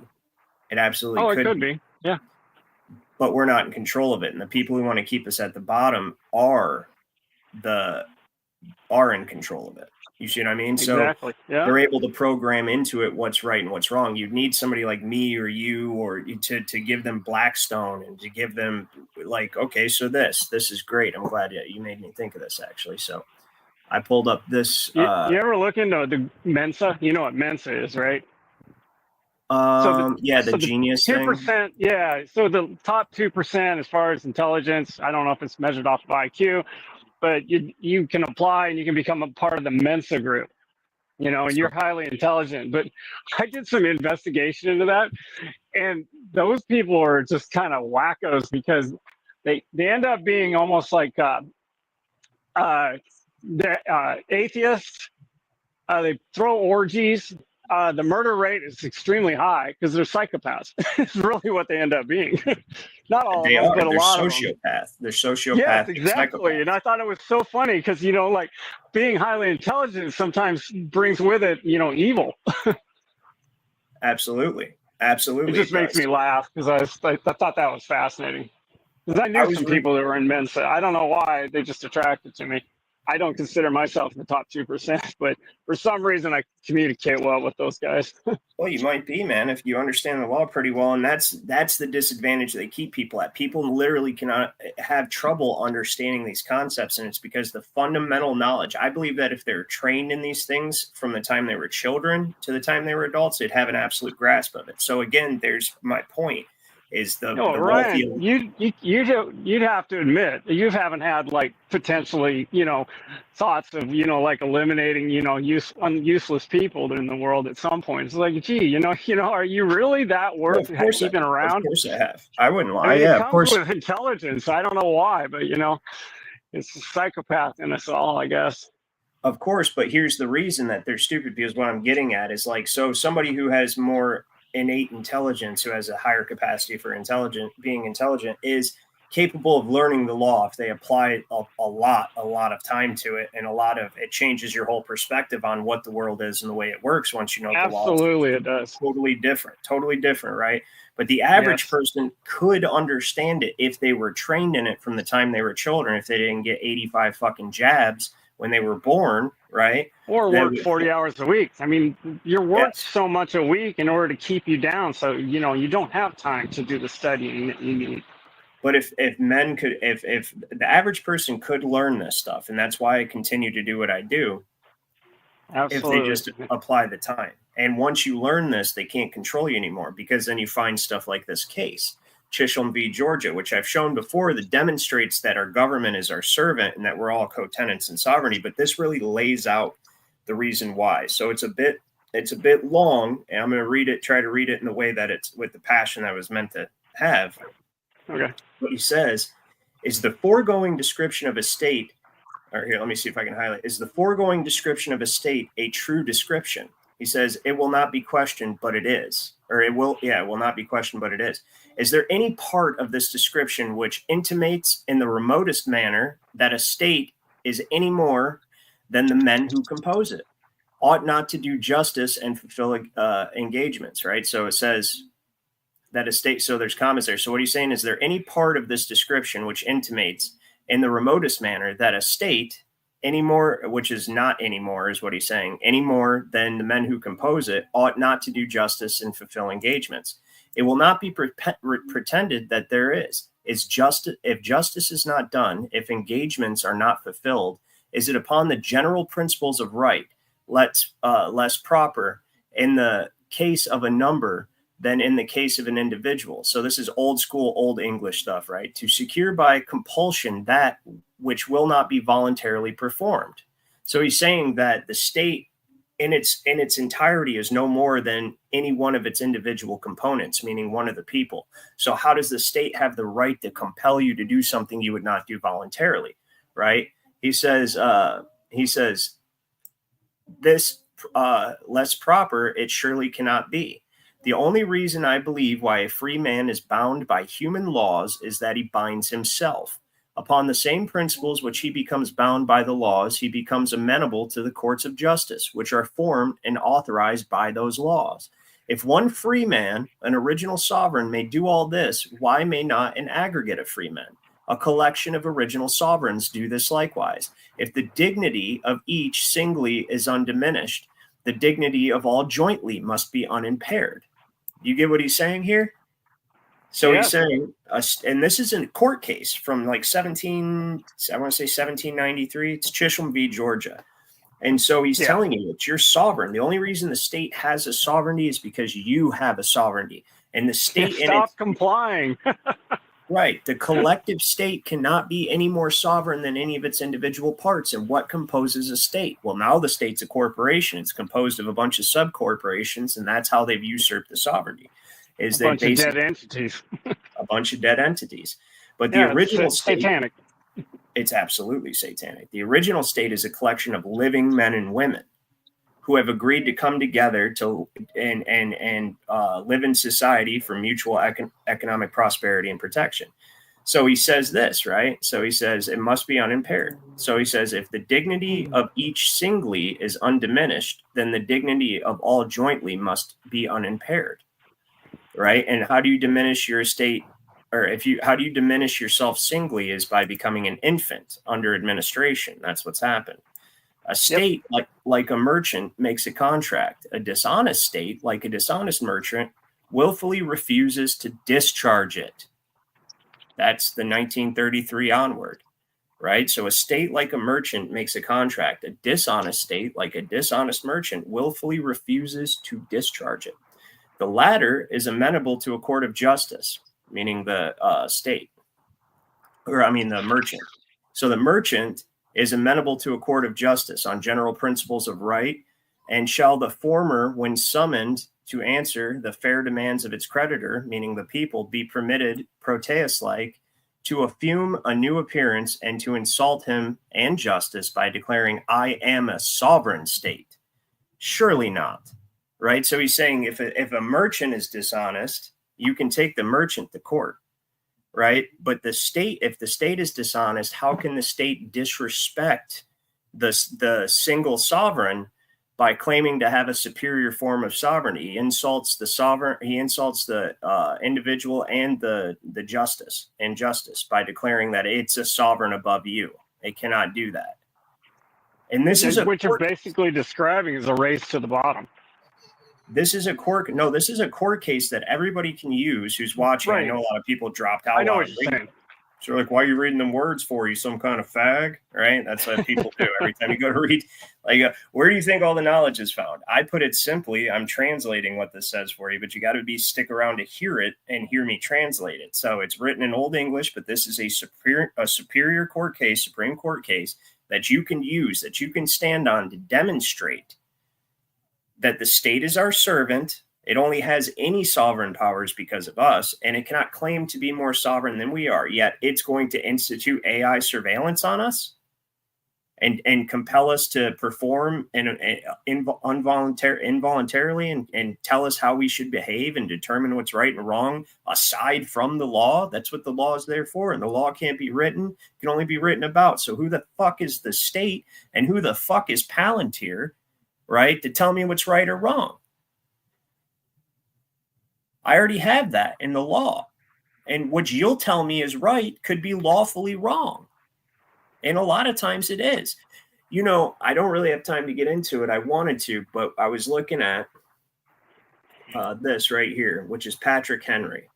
Now, what actually instigated Patrick Henry to do the famous liberty or death speech was he witnessed a clergyman get whipped to death because he refused to get a license to preach. He refused to get a license to preach and got whipped to death. That was the intolerance that he's seen, and that's what inspired him to do the give me liberty or give me death speech, right? So he says... Did not know that. That's interesting. I like that. Isn't that interesting? Yeah, that's very interesting. He also biblically based all of his ideas on liberty, the same way that I do, the same way that you do, I presume, and many people do, right? Mm-hmm. And because that's what the common law is based on. This country is a common law country without a king. So we're all co-tenants in sovereignty. The only sovereign above us is God Almighty, right? And that's it.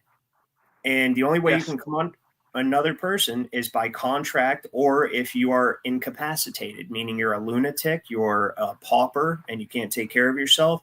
You are a underage. You're not of the age of majority, right? Or not age of majority is wrong term, but you're not of lawful age, being 21, and you can't manage your own affairs, right? Like, so you're a drunkard, spendthrift, whatever the case may be. All those things, you come under somebody. You no longer have free will. But outside of that, and that's called administrative law. Outside of that, you're only under God. If you're able to take care of yourself, your family, you're not under a perpetual contract with somebody. There is only one law. That's the common law. What were you going to say, Corbett?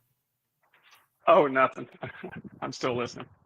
Oh, yeah, there is only one law. It's the common law, and this is a common law country. And by necessity, you guys should all read Blackstone's commentaries. It will make this so clear for you what law actually is. Right?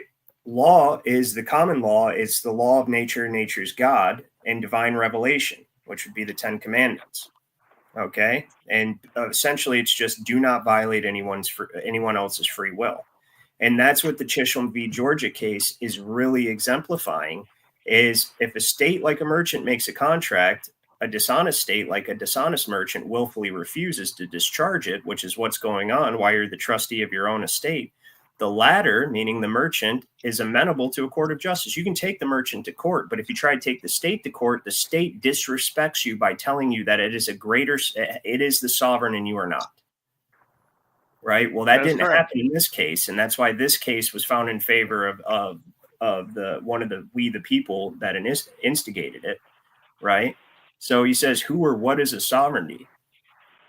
What is his or its sovereignty? On the subject of errors and mazes are endless and explainable. To enumerate all, therefore, will not be to expect it. Today, take notice of some will be necessary to the full illustration of the present important cause. In one sense, the term sovereign has for its correlative subject.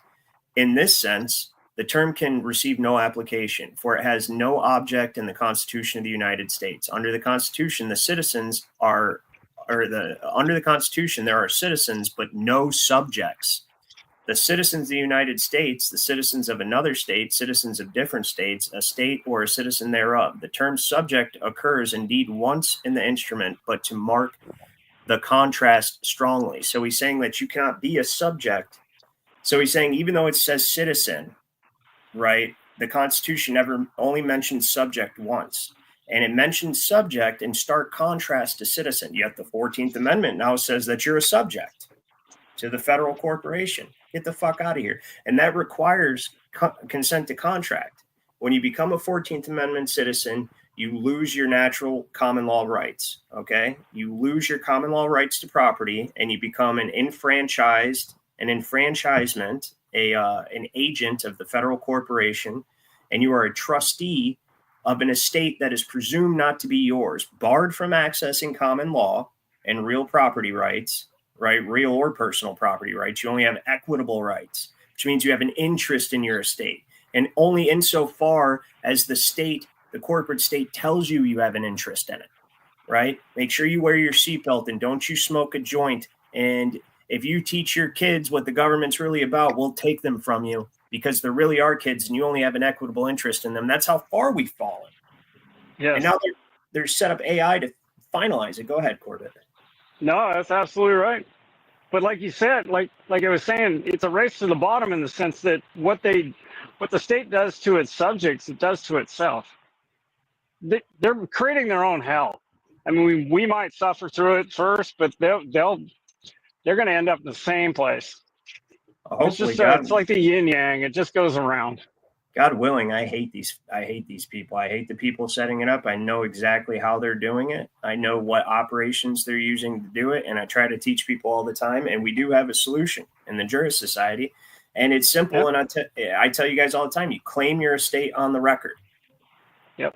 It rebuts all presumptions. You claim it, because the way that they're getting away with this is they're presuming you as we the people, because otherwise through having to compensate you for taking your property as a state citizen, they would have to pay you dividends and interest on the mortgage of your property rights. So therefore it would cancel itself out and defeat its purpose.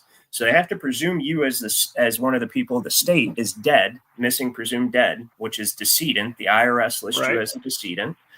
And then as a United States citizen, you are not the heir or owner of the estate that you are the trustee of, but instead you are chattel property of that state. You are maintaining that estate and performing the obligations that are placed on that estate by the corporate state and by these banks pretending to be courts. That's what you are. And you don't have access to any... The only way you can reclaim access to a lawful interest, a lawful absolute right over your estate, and not an equitable right, and return to law instead of equity, is to claim your estate and rescind any kind of presumed consent to be a 14th Amendment citizen, and put that on the record and serve everyone. So this right here, it's funny. I've been considering this. I think you should put it on the record and make notice to those people that probably should be given notice to, like the CEO of the corporation, the state attorney general. Palantir. I'm going to send one to Palantir. Yeah, and if you think about it, but you also don't necessarily need to do that as long as you know how to stand on that sovereignty. And you know who and it is very simple once you see it. And you know the way that. So I found out they hid the real power, because the Secretary of State's the one who deals with nationalities. That department's the one who deals with the immigrants, people of other nations coming over, and he also deals with the foreign state people of the state. So as one of the people of the state, you're foreign to the United States, and you're foreign to the Secretary of State, because the United States is located in the District of Columbia. The United States is the District of Columbia. It is not your state. You go, oh, of course you're a United States citizen. No, you're not. Right? Because look, location of debtor. I show you guys all the time, and I show you again. Go down to H, right? HIJ. Location of United States. The United States is located in the District of Columbia. This is UCC 9. It tells you location of debtor. So when you are a United States citizen, you're a debtor because you're an enfranchisement of this federal corporation, right? So you go definition of United States. States. It's funny how it likes to just hide it from a USC, and it should 183002. Yeah, so United States means a federal corporation, right? So you can do definition of United States business.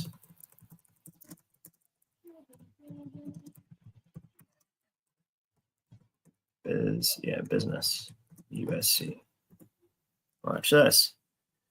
Definition of United States business. The United States business means a United States citizen. You are an enfranchisement and a debtor and a trustee of your own estate, and an infant and capable of actually making any real decisions, right?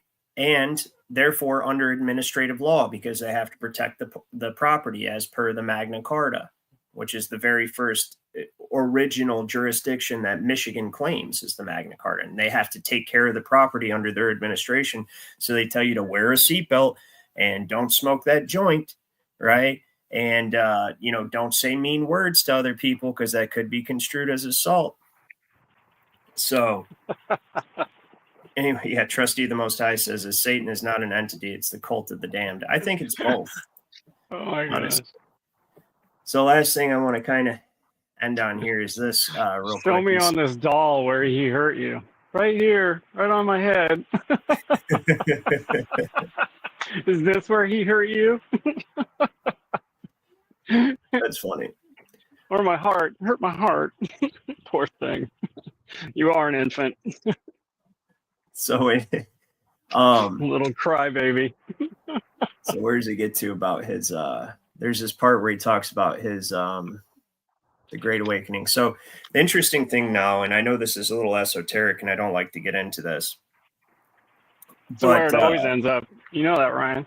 It has to, because the sphere of the law is spiritual because it acts upon exactly. and through the will alone. Yeah, which is J.G. Warner Treatise on the American Law of Administration. And it does always end up with the spiritual, right? And so right now the astronomical alignment, right, or astrological alignment is the same as it was during the lead up and through the Revolutionary War, right?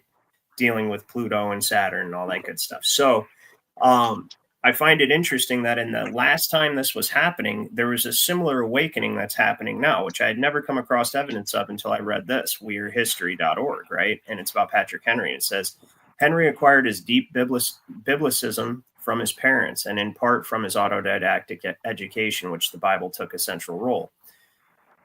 But as a child, he was also introduced to the religious controversy of a kind that was seen in many parts of the colonies. So it was happening everywhere, right? Henry came from a traditional Anglican family and remained an Anglican, which would be an Episcopalian after the Revolution, throughout his life. However, in the 1740s and 1750s, Patrick Henry's family found itself in the middle of the first serious uprising against traditional authorities in colonial America, a series of religious revivals commonly referred to as the Great Awakening.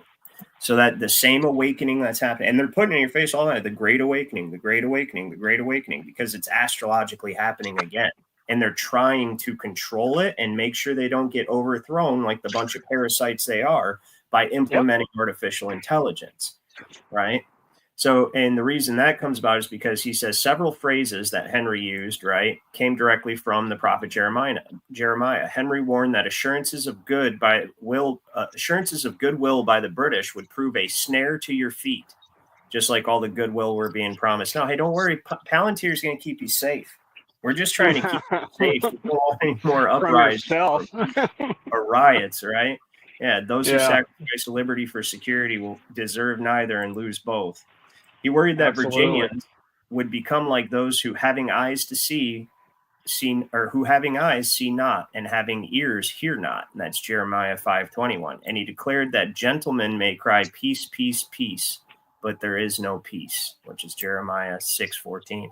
And what that means is that liberty has to constantly be fought for. You can't be like, yeah, we got it. Now we're good. Let's just chill out and let our children and our children's children become complacent, because the dark side is always trying to come in and take over. And now we're at the end. We're at the end of the chess match. We're at the end of the chess match right now, which is what it is, the mosaic pavement, the chess match. And we have to get people to realize what's going on. And in order to fight, so there's a saying, or there's a term, or James Madison was asked, what type of government is it that you've given us? And he said, a republic, if you can keep it, which sounds like a challenge to me, right? But the rest of that is George Washington was standing nearby and he said, in order to keep it, every man must know the law. Right. So, so what the same common law. So to answer your question, he asked me two questions. He says, have I done a video on the Corwin Amendment and the anti-white lie of the war of Northern aggression? No, I haven't, but I should. That's actually a good idea, because they did the same thing that they're doing now, actually. And except for, they always use the same thing, divide and conquer. And they try to make you think that the Civil War is about slavery and white oppression, when in fact it was about the battle between corporations and individual liberty. That's what it was. It was about, are we going to remain a confederacy, which even Michigan is a Confederate state, or are we going to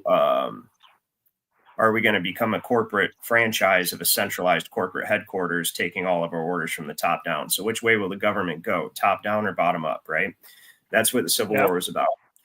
And a second question, is there any difference between founding states and later westward? No, because they all were brought in on the same footing as the original states, which is a allodial title, as evidenced in Wisconsin's Constitution, Article 1, Section 14, and also in feudal tenures are prohibited, which they are in direct violation of right now. And if you live in Wisconsin, I would go get that original Constitution. It's very easy to find, and bring that up to whoever you pay property taxes to and be like, why am I in this feudal tenure right now? And this clearly says, right, that you cannot, but anyways, and they'll be like, oh, we agreed to it and this happened and this happened. But at the end of the day, once you claim you're a state and you're not a United States citizen, they can't have it. The only way they have feudal tenure is the 14th Amendment. The states themselves could never institute feudal tenure. So it can only be done to 14th Amendment citizens because of things like that in Wisconsin's original Constitution. So they were introduced on the same footing, right? So LJ asks, what are my thoughts on getting chemtrail sprayed in the sky every day in Michigan? Well, I think they do that everywhere. And they definitely every single day. I think there's smart dust in it. I think there's parasites in it. I think that and of course, to engineer and manipulate the weather is its obvious first and foremost purpose, but not to mention all the biological agents that work in tandem with all these towers they've erected over the last 5 years to keep you docile and complacent. Even if you're a little angry, you won't do anything because of the frequencies they're blasting you with. All the heavy metals help transmit those frequencies. And because they get into your body, and then it allows the towers that I'm not going to say because I'll probably get the channel struck, to go ahead and transmit directly into your entire being. So, yes, we should have, yes, I'm not going to put that up, but we should have listened to Patton. I don't know about our continental cousins because they've always been under the monarchy. I mean, look at how they are now. And, marched into Russia, and dude, I agree with you. I just can't really say any of that stuff right there. I'm totally on the same page. You can put all that in the comments that you want, though, and I'm sure everybody will probably agree with you. But you got to remember, it's even the elite of those people, though. It's not the average people. They're snowed over just like everyone else. And if you should go to Dave Weiss and watch the interview he did with some rabbis about the flat earth. And it's pretty interesting because you realize by the questions that these other people are asking that they're lied to and snowed over just like everyone else. It's just the elites. It's the elites of pretty much every, the blacks have theirs and their elites are fucking them over, and our elites are fucking us over. And of course, the same thing with there just happens to be probably a lot more of them, and they're a lot more powerful. So I think you have to call it the proper term. It's parasite, not elite. Well, yeah, there you go. Or elites, right? So elites, right. Yeah. I like parasite. It's more, it's more descriptive. It's the black cube, the darkness, the Old Testament, the vengeful, wrathful, aspect of demanding blood sacrifices and stuff like that. So as soon as people can realize the binary nature even of the Bible, it will start. But which brings me to my next point, my last point.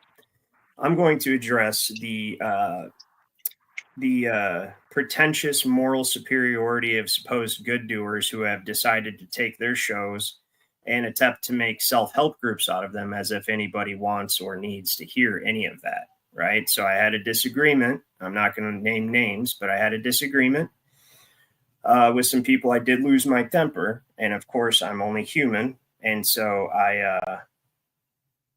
subject to any of the same fallacies. But the reason I lost my temper, and I'm not justifying losing my temper because that is and always will be wrong unless somebody's attacking me or my family, is quite simply this: dishonest debate tactics. Okay, dishonest debate tactics. When you cannot answer a question with a question. Okay, and yes, I'm going to keep you from deflecting from my point.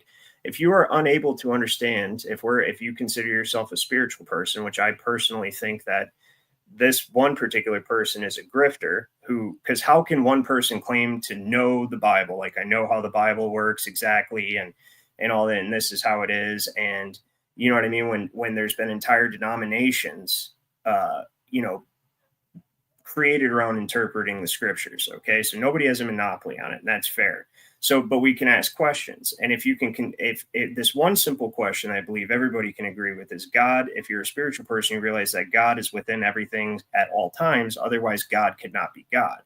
And if God is within everything at all times, right, then that means that God it is not subject to time, and I'm not going to get into all this, but he's not temporal and he's not finite, and he knows everything that could happen and will happen from the beginning of time to the end, right? And I was simply trying to say, is God within everything at all times, right? And God knows the choices that you will make before you're even born, or every choice that you could make. And then you get into the possibility of the you get into the unknowable at a certain point. But you have to know that, either you believe in destiny, which I believe aligns with God, or you don't.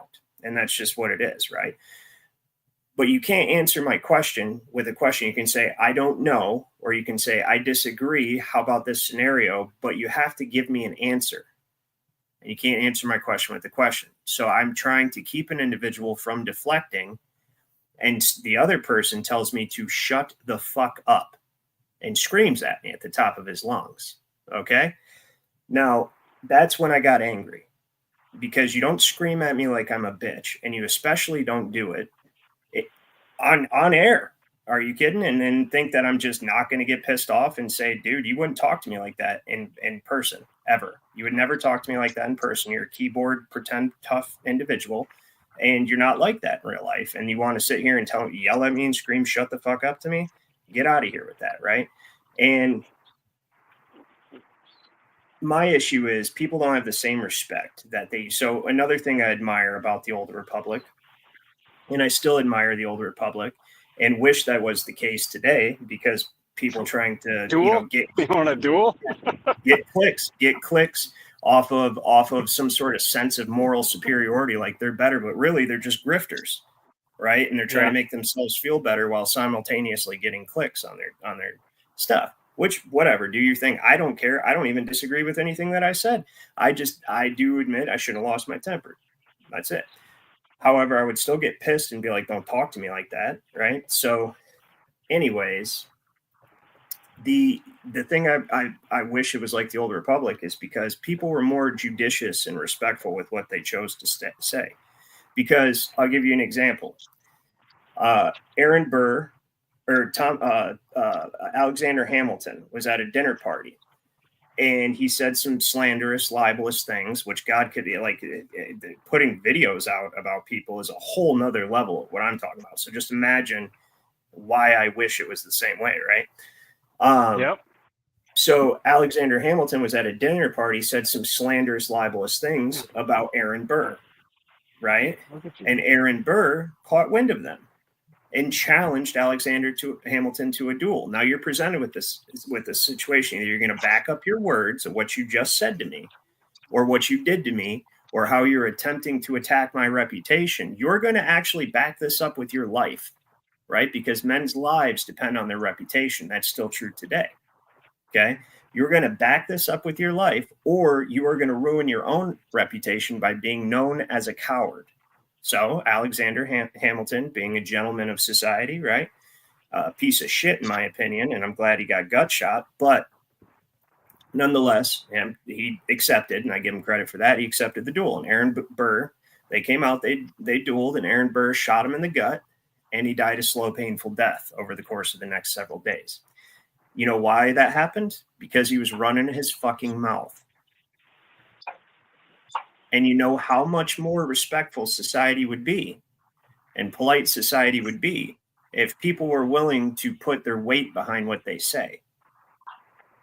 So just because I put my weight behind what I say doesn't make me a bad person.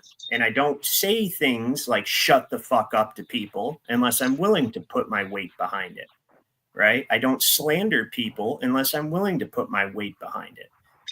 And I don't do that very generally, often at all, unless it's done to me first. So that's the only address I'm going to make to that. It's never going to be mentioned again. As long as my name can stay out of certain people's mouths, their name will stay out of mine.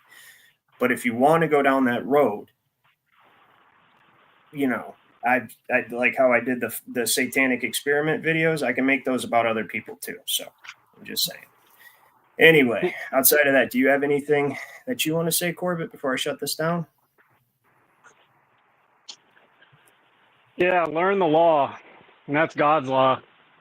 It's really simple. It's the 11th commandment. Do unto others as you would unto yourself, and the world will be just fine. That's all you got to think about. That is absolutely, yeah, I agree with you. And if we had even just a majority of people do that, the whole world would change very quickly. And so I just feel sorry for most of these people that don't even know the law, because if they knew the law, they wouldn't be like diverted into these protests because they have no idea. I mean, that God energy that they have inside of them is being diverted. Well, it's like the traffic. It's being harnessed by the powers that be. You're 100% right, and I see. I put your comment up. I see what you're talking about, and I do agree with that statement. Anti-white as amends with you. So, outside of that, I do. I like what you said there, and that is true. But even just as simple as if you knew the law, when you went to, like I said, going to court on a traffic ticket, they have an entire line full of people up to this window before you even go in the court, right? And they're to be heard on their ticket. And when they get up to the window, and there's a lady there that goes, "Here, sign this advice of rights and consent form." Right. Yeah. And right. then people just like cattle, just like ching, ching, ching, ching, just going up and just like, oh, okay, signing it, and then walking. You just gave them jurisdiction. What? You're like, no, I'm not signing that. What do you? Like when they tried to stick those thermometers in your forehead. I was like, get that fucking thing out of my face. Right, absolutely. You're gonna pull a trigger on a device and aim it at my forehead? Absolutely. How stupid are you? Right, and that's a complete invasion of personal privacy and a subversion of bodily autonomy. Absolutely, that's it. So. All right, man. Well, as always, it's great to have you, Corbett. Thank you, everybody in the chat, for joining me and being here and commenting and taking part in this. And I will probably do another stream this weekend, as long as my wife has had a tragedy in the family. So I don't know if we're going to be tied up with anything. But if not, we'll for sure have the Jurist Society Sunday, Corbett, and other jurists. Yeah. Don't worry about that. We sign. We sign on our house next Wednesday. Okay. So I don't know. I got a friend of mine. He's offered his crew and his trucks and stuff, and he said, "Well, we could come over and help move you on a weekend." And I'm like, "Well." So I don't know if I'm moving this next weekend coming up, not this weekend, but the following weekend. So there's going to be a period of time where I'm kind of like incognito, kind of out of commission. If you want to join in or something, then we all have each other's contact. The jurists all generally have each other's contact information, so we can maybe see if everyone else is cool with rescheduling or whatever. Maybe. Well, it's just that I got to be Johnny on the spot. I don't know how, because I'm dependent upon other people, so I have to be amicable to other people. Otherwise, I got to shell out thousands of dollars and just have a company come in and move my stuff. Yeah, fuck that. But I'm not 17 anymore with a bunch of friends and pickups either. Yeah, no, don't do that. I ain't mad at you. So, Sunday at 4 as usual. If you can make it, cool. If not, I understand. And to everyone else, I'll probably see you Saturday. But I can say this: this is a good thing because I'm on a well, and I got a septic system. I didn't join. So I'm only receiving one of the benefits of society, which is electricity. Austin asked me if I joined the Illuminati. No, I didn't join a bunch of fucking buggers that are trying to institute communism. That's what I was so irritated about, is the inability. It all fundamentally starts with understanding the bifurcated polarity, right? And that's what creates free will in the first place, is the bifurcated polarity. You were given, that's what the knowledge of good and evil is free will. And that's why that is the foundation of law, or the light, right? It's the knowledge of free will, which is the knowledge of good and evil. You can make this choice or you can make that choice. And in order to understand that, you have to see that God in his entirety is within everything. And even evil God uses evil to serve his ends, while simultaneously having evil serve its own end, which is a beautiful symmetry in the entirety of creation. So, and evil does serve its own end. People who engage in evil will fall to evil. So no, I would never fucking join those clowns. But anyway, I'm not mad at you. Go ahead and handle your business, Corbin. Hopefully I see you Sunday, but if not, I'm sure I'll be in contact with you. All right, man. So anyway, later. Bye.